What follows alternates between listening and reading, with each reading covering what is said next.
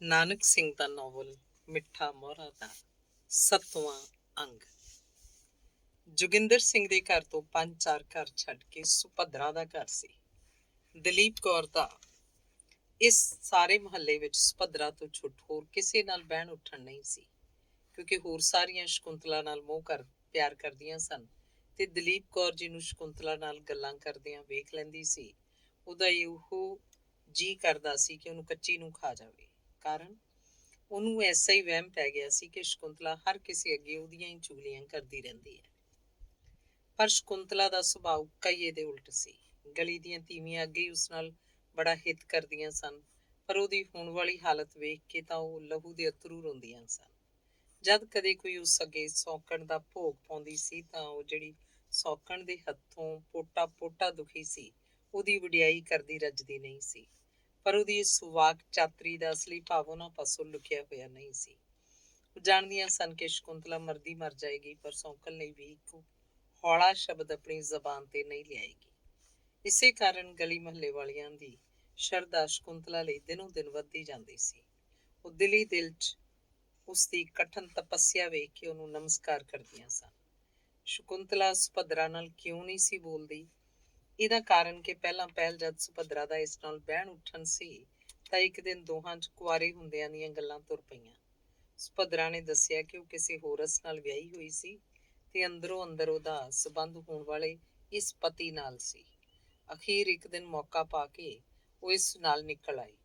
ਉਹਦਾ ਪਹਿਲਾ ਪਤੀ ਕਿਉਂਕਿ ਗਰੀਬ ਸੀ ਤੇ ਇਹ ਹੋਣ ਵਾਲਾ ਕਚਹਿਰੀ 'ਚ ਸਰਿਸ਼ਤੇਦਾਰ ਸੀ, ਕਾਨੂੰਨ ਦਾ ਪੁਤਲਾ ਸੀ, ਜਿਸ ਕਰਕੇ ਉਸ ਵਿਚਾਰੇ ਦੀ ਕੋਈ ਦਾਲ ਨਾ ਗਲੀ ਤੇ ਉਸ ਦਿਨ ਤੋਂ ਉਹ ਇਸੇ ਦੇ ਘਰ ਵਸਦੀ ਹੈ। ਜਦ ਦੀ ਸ਼ਕੁੰਤਲਾ ਨੇ ਉਹਦੀ ਇਹ ਕਹਾਣੀ ਸੁਣੀ ਸੀ, ਉਸ ਦਿਨ ਤੋਂ ਲੈ ਕੇ ਮੁੜ ਸੁਭੱਦਰਾ ਨੂੰ ਉਹਨੇ ਕਦੀ ਮੂੰਹ ਨਹੀਂ ਸੀ ਲਾਇਆ। ਇੱਕ ਦੋ ਵਾਰੀ ਸੁਭੱਦਰਾ ਉਸ ਤੋਂ ਪਿੱਛੋਂ ਵੀ ਸ਼ਕੁੰਤਲਾ ਦੇ ਘਰ ਆਈ, ਪਰ ਉਸ ਪਾਸੋਂ ਅਜਿਹੀ ਝਾੜ ਖਾ ਕੇ ਗਈ ਕਿ ਮੁੜ ਉਹਦਾ ਇੱਧਰ ਤੱਕਣ ਦਾ ਹੀਆ ਨਾ ਪਿਆ। ਇਸੇ ਦਿਨ ਤੋਂ ਸੁਭੱਦਰਾ ਦੀਆਂ ਅੱਖਾਂ 'ਚ ਸ਼ਕੁੰਤਲਾ ਸ਼ਤੀਰ ਵਾਂਗ ਰੜਕ ਰਹੀ ਸੀ। ਸ਼ਕੁੰਤਲਾ ਨੇ ਜਦ ਆਪਣੀ ਸੌਂਕਣ ਦਾ ਮੇਲ ਜੋਲ ਸੁਭੱਦਰਾ ਨਾਲ ਵੱਧਦਾ ਵੇਖਿਆ ਤਾਂ ਦਿਲ 'ਚ ਕੁੜੀ, ਪਰ ਰੋਕਣ ਤੋਂ ਅਸਮਰਥ ਸੀ। ਨਾ ਤਾਂ ਉਹ ਸੌਂਕਣ ਨੂੰ ਮੋੜ ਸਕਦੀ ਸੀ ਤੇ ਨਾ ਹੀ ਪਤੀ ਨੂੰ ਇਸ ਬਾਬਤ ਕੁਝ ਕਹਿ ਸਕਦੀ ਸੀ। ਸੁਭੱਦਰਾ ਦੇ ਗੱਭਰੂ ਦਾ ਨਾਂ ਹੀਮਰਾਜ ਸੀ। ਇੱਕ ਕਚਹਿਰੀ 'ਚ ਇੱਕ ਮੈਜਿਸਟ੍ਰੇਟ ਦਾ ਸਰਿਸ਼ਤੇਦਾਰ ਸੀ। ਆਮਦਨ ਇਹਨੂੰ ਅੰਨੀ ਸੀ ਤੇ ਸੈਰ ਲਈ ਉਹਨੇ ਘੋੜੀ ਟਾਂਗਾ ਵੀ ਰੱਖਿਆ ਹੋਇਆ ਸੀ। ਜੋਗਿੰਦਰ ਸਿੰਘ ਦਾ ਨੌਕਰ 5 ਮਹੀਨੇ ਹੋ ਗਏ ਐਸਾ ਗਿਆ ਕਿ ਮੁੜ ਕੇ ਨਾ ਬੋੜਿਆ ਤੇ ਨਾ ਹੀ ਉਹਨੂੰ ਹੋਰ ਨੌਕਰ ਰੱਖਣ ਦਾ ਮੁੜ ਕੇ ਕਦੇ ਖਿਆਲ ਹੀ ਆਇਆ। ਆਉਂਦਾ ਵੀ ਕਿਸ ਤਰ੍ਹਾਂ, ਜਦ ਕਿ ਘਰ ਦਾ ਸਾਰਾ ਕੰਮ ਧੰਦਾ ਜਿਉਂ ਦਾ ਤਿਉਂ ਹੋ ਰਿਹਾ ਸੀ। ਸਗੋਂ ਅੱਗੇ ਨਾਲੋਂ ਵੀ ਚੰਗਾ। ਅੱਗੇ ਤਾਂ ਕੇਵਲ ਪਾਣੀ ਗਰਮ ਕਰਨ ਲਈ ਹੀ ਨੌਕਰ ਦੁਪਹਿਰ ਕਰ ਛੱਡਦਾ ਸੀ, ਪਰ ਹੁਣ ਜੋਗਿੰਦਰ ਸਿੰਘ ਜਦੋਂ ਵੀ ਸਵੇਰੇ ਗੁਸਲਖਾਨੇ 'ਚ ਜਾਂਦਾ ਸੀ, ਅੱਗੇ ਹਮਾਮ ਭਖਦਾ ਹੁੰਦਾ ਸੀ। ਉਹਨੂੰ ਪਤਾ ਵੀ ਨਹੀਂ ਸੀ ਲੱਗਦਾ ਕਿ ਸ਼ਕੁੰਤਲਾ ਕਿਹੜੇ ਵੇਲੇ ਇਹ ਕੰਮ ਕਰ ਗਈ ਹੈ। ਇਸ ਤੋਂ ਛੁੱਟ ਨੌਕਰ ਦੇ ਹੁੰਦਿਆਂ ਨਹਾਉਣ ਵਾਲਾ ਤੌਲੀਆ, ਸਾਬਣਦਾਨੀ ਤੇ ਚਿਲਮਚੀ ਆਦਿ ਕਦੇ ਵੀ ਸਾਫ਼ ਨਹੀਂ ਸੀ ਹੁੰਦੇ, ਪਰ ਅੱਜ ਕੱਲ੍ਹ ਇਹ ਚੀਜ਼ਾਂ ਮੂੰਹੋਂ ਬੋਲ ਰਹੀਆਂ ਸਨ। ਫਿਰ ਇਸ ਹਾਲ ਵਿੱਚ ਜੇ ਜੋਗਿੰਦਰ ਸਿੰਘ ਨੂੰ ਨੌਕਰ ਰੱਖਣ ਦੀ ਚਿੰਤਾ ਹੁੰਦੀ ਤਾਂ ਕਿਉਂ? ਪਰ ਦੂਜੇ ਪਾਸੇ ਸ਼ਕੁੰਤਲਾ ਦੀ ਅਰੋਗਤਾ ਪਰ ਇਸ ਥਕਾਵਟ ਤੇ ਆਤਮਕ ਕਲੇਸ਼ ਦਾ ਦਿਨੋਂ ਦਿਨ ਬੁਰਾ ਅਸਰ ਹੋਣ ਲੱਗਾ। ਦਲੀਪ ਕੌਰ ਦੇ ਵਿਆਹ ਨੂੰ ਭਾਵੇਂ 3 ਵਰ੍ਹੇ ਹੋ ਚੱਲੇ ਸਨ, ਪਰ ਕਿਸੇ ਕੰਮ ਨੂੰ ਹੱਥ ਲਾਉਣ ਦੀ ਉਹਨੇ ਸਹੁੰ ਖਾਧੀ ਹੋਈ ਸੀ ਤੇ ਨਾ ਹੀ ਕੰਮ ਕਰਨ ਲਈ ਉਹਨੂੰ ਕੋਈ ਕਹਿੰਦਾ ਸੀ। ਉਹ ਅੱਗੇ ਤਾਂ ਸਾਰਾ ਦਿਨ ਘਰ ਇਕੱਲੀ ਬੈਠੀ ਉਕਤਾ ਜਾਂਦੀ ਸੀ, ਪਰ ਹੁਣ ਹਰ ਵੇਲੇ ਸੁਭੱਦਰਾ ਦੇ ਘਰ ਜਾ ਕੇ ਉਸ ਨਾਲ ਗੱਪਾਂ ਸ਼ੱਪਾਂ ਮਾਰਦੀ, ਤਾਸ਼ ਖੇਡਦੀ ਰਹਿੰਦੀ। ਹੇਮਰਾਜ ਜਦ ਘਰ ਆਉਂਦਾ ਸੀ ਤਾਂ ਇਸ ਚੁਲਬੁਲੀ ਕਬੂਤਰੀ ਨੂੰ ਘਰ 'ਚ ਗੁਟਕਦੀ ਵੇਖ ਕੇ ਉਹਦੀਆਂ ਅੱਖਾਂ ਨੂੰ ਠੰਡਕ ਪਹੁੰਚਦੀ ਸੀ। ਅੱਗੇ ਤਾਂ ਸੰਧਿਆ ਨੂੰ ਦੋਵੇਂ ਵਹੁਟੀ ਗੱਭਰੂ ਟਾਂਗੇ ਤੇ ਚੜ੍ਹ ਕੇ ਸੈਰ ਨੂੰ ਜਾਂਦੇ ਸਨ, ਪਰ ਹੁਣ ਕਦੇ ਕਦੇ ਉਹਨਾਂ ਨੂੰ ਇੱਕ ਤੀਜੀ ਸੀਟ ਦਾ ਵੀ ਪ੍ਰਬੰਧ ਕਰਨਾ ਪੈਂਦਾ ਸੀ। ਪਹਿਲਾਂ ਪਹਿਲ ਤਾਂ ਦਲੀਪ ਕੌਰ ਪਤੀ ਦੇ ਮੋਢਿਆਂ ਤੇ ਚੜੀ ਰਹਿੰਦੀ ਸੀ, ਪਰ ਜਦ ਦਾ ਸੁਭੱਦਰਾ ਨਾਲ ਉਹਦਾ ਪ੍ਰੇਮ ਪਿਆ ਸੀ, ਪਤੀ ਵੱਲੋਂ ਦਿਨੋਂ ਦਿਨ ਕੁਝ ਉਪਰਾਮ ਹੁੰਦੇ ਜਾਂਦੇ ਸੀ। ਜੋਗਿੰਦਰ ਸਿੰਘ ਜਦੋਂ ਦਫ਼ਤਰੋਂ ਆਉਂਦਾ ਸੀ ਤਾਂ ਉਹਨੂੰ ਸੁਭੱਦਰਾ ਦੇ ਘਰ ਅੱਗੋਂ ਦੀ ਲੰਘ ਕੇ ਆਉਣਾ ਪੈਂਦਾ ਸੀ। ਸ਼ੁਰੂ ਸ਼ੁਰੂ 'ਚ ਜਦੋਂ ਦੀ ਸੁਭੱਦਰਾ ਦੇ ਚੁਬਾਰੇ ਦੀ ਬਾਰੀ ਵਿੱਚ ਦਲੀਪ ਕੌਰ ਪਤੀ ਨੂੰ ਆਉਂਦਿਆਂ ਵੇਖਦੀ ਸੀ ਤਾਂ ਛੂਟ ਵੱਟ ਕੇ ਪਤੀ ਦੇ ਆਉਣ ਤੋਂ ਪਹਿਲਾਂ ਹੀ ਘਰ ਜਾ ਪਹੁੰਚਦੀ ਸੀ। ਪਰ ਅੱਜ ਕੱਲ੍ਹ ਜੋਗਿੰਦਰ ਸਿੰਘ ਦਫ਼ਤਰੋਂ ਆ ਕੇ ਘੰਟਿਆਂ ਬੱਧੀ ਬੈਠਕ ਵਿੱਚ ਬੈਠ ਕੇ ਉਹਦੀ ਉਡੀਕ ਕਰਨ ਲੱਗ ਜਾ। ਇੱਕ ਦਿਨ ਦੀ ਗੱਲ ਹੈ, ਕਚਹਿਰੀ 'ਚ ਛੁੱਟੀ ਸੀ। ਹੇਮਰਾਜ ਦੁਪਹਿਰਾਂ ਵੇਲੇ ਘਰ ਦੀ ਬੈਠਕ 'ਚ ਸੁੱਤਾ ਹੋਇਆ ਸੀ ਤੇ ਸੁਭੱਦਰਾ ਕੁੜੀ ਨੂੰ ਸੁਆ ਕੇ ਪਾਸ ਹੀ ਇੱਕ ਕੁਰਸੀ ਤੇ ਬੈਠੀ ਇੱਕ ਕਿਤਾਬ ਵਿੱਚੋਂ ਮੂਰਤਾਂ ਵੇਖ ਰਹੀ ਸੀ। ਇੰਨੇ ਨੂੰ ਦਲੀਪ ਕੌਰ ਨੇ ਛੁਪ ਲਈ ਪਿਛਲੇ ਪਾਸਿਓਂ ਆ ਕੇ ਉਹਦੀਆਂ ਅੱਖਾਂ ਬੰਦ ਕਰ ਲਈਆਂ। ਸਪੁੱਦਰਾਂ ਨੇ ਹੱਥਾਂ ਨੂੰ ਟੋਹ ਕੇ ਝੱਟ ਕਹਿ ਦਿੱਤਾ, ਮੈਂ ਤੇ ਪੌੜੀਆਂ ਚੜ੍ਹਦਿਆਂ ਹੀ ਤੇਰੇ ਪੈਰਾਂ ਦੀ ਆਵਾਜ਼ ਪਛਾਣ ਕੇ ਸਮਝ ਗਈ ਸਾਂ ਜੋ ਦਲੀਪ ਕੌਰ ਆ ਰਹੀ ਹੈ। ਤੇ ਕੁੜੇ ਅੱਜ ਕਿਹੜੀ ਕਮਾਈ ਚ ਰੁੱਝੀ ਰਹੀ ਸੈਂ? ਮੇਰੀਆਂ ਤੇ ਉਡੀਕ ਉਡੀਕ ਕੇ ਅੱਖਾਂ ਵੀ ਪੱਕ ਗਈਆਂ ਨੇ। ਹੁਣੇ ਪੀ ਕਹਿੰਦੀ ਸਾਂ ਜਾਵਾਂ ਪਤਾ ਤੇ ਕਰਾਂ, ਆਈ ਨਹੀਂ। ਇੰਨੇ ਨੂੰ ਮੁੰਨੀ ਰੋ ਪਈ, ਇਹਨੂੰ ਸੁਆ ਕੇ ਬੈਠੀ ਸਾਂ ਜੋ ਤੂੰ ਆ ਗਈ। ਦਲੀਪ ਕੌਰ ਪੀੜੀ ਤੇ ਬੈਠਦੀ ਬੋਲੀ, ਅੜੀਏ ਕੀ ਦੱਸਾਂ, ਇੱਕ ਪੁਆੜਾ ਹੋਵੇ ਤਾਂ ਵੀ ਮੇਰੀ ਤੇ ਜਾਨ ਕੰਦਲ ਆ ਗਈ ਹੈ। ਕਿਉਂ? ਪਰ ਸੁੱਖੀ ਸੰਦੀ ਹੈ, ਜਿਹੀ ਕਿਹੜੀ ਬਿਪਤਾ ਪੈ ਗਈ। ਤੇਰੀ ਤਾਂ ਸੌਂਕਣ ਸਭ ਕੁਝ ਕਰ ਧਰਦੀ ਹੈ ਤੇ ਮੇਰੇ ਵੱਲ ਤੱਕ ਕੁੜੀ ਨੂੰ ਸਾਂਭਾਂ ਤਾਂ ਮੈਂ ਰੋਟੀ ਟੁੱਕ ਕਰਾਂ ਤਾਂ ਮੈਂ ਤੇ ਤੈਨੂੰ ਤਾਂ ਬੀਬੀ ਰਾਣੀ ਨੂੰ ਪੱਕੀਆਂ ਪਕਾਈਆਂ ਮਿਲ ਜਾਂਦੀਆਂ ਨੇ। ਨਹੀਂ ਚੁੱਲ੍ਹੇ 'ਚ ਪਈਆਂ ਇਹੋ ਜਿਹੀਆਂ ਪੱਕੀਆਂ ਪਕਾਈਆਂ ਰੱਬ ਦੁਸ਼ਮਣ ਨੂੰ ਵੀ ਨਾ ਖਵਾਵੇ। ਪਰ ਦੱਸ ਤੇ ਸਹੀ ਗੱਲ ਕੀ ਏ, ਅੱਜ ਤੇ ਬੁਰੀ ਛਿੱਥੀ ਹੋਈ ਪਈ। ਦਲੀਪ ਕੌਰ ਨੇ ਇੱਕ ਠੰਡਾ ਸਾਹ ਭਰ ਕੇ ਕਿਹਾ, ਛਿੱਥੀ ਨਾ ਹੋਵਾਂ ਤੇ ਹੋਰ ਝਾਟਾ ਆਪਣਾ ਖਵਾਂ। ਵੱਡੇ ਵੇਲੇ ਦੀ ਹੁਣ ਚੌਂਕੇ ਚੋਂ ਨਿਕਲੀਆਂ ਔਂਤਰੀਆਂ ਲੱਕੜਾਂ ਖਬਰੇ ਕਿਹੋ ਜਿਹੀਆਂ ਚੰਦਰੀਆਂ ਸਨ। ਫੂਕਾਂ ਮਾਰ ਮਾਰ ਕੇ ਧੂਏ ਨਾਲ ਅੱਖਾਂ ਵੀ ਪਾਟਣ ਲੱਗੀਆਂ ਨੇ। ਲੈਂਪ ਦਾ ਸਾਰਾ ਤੇਲ ਫੂਕ ਘੱਤਿਆ, ਤੀਲੀਆਂ ਦੀ ਡੱਬੀ ਮੁੱਕ ਗਈ। ਖਸਮਾਂ ਖਾਣੀ ਅੱਗ ਹੀ ਬਲਣ ਸੜਨ ਚ ਨਾ ਆਵੇ। ਫਿਰ ਇੱਕ ਤਸਵੀਰ ਦੀ ਚੁਗਾਠ ਭੰਨ ਕੇ ਡਾਈ ਤਾਂ ਜਾ ਕੇ ਕਿਤੇ ਅੱਗ ਬਲੀ।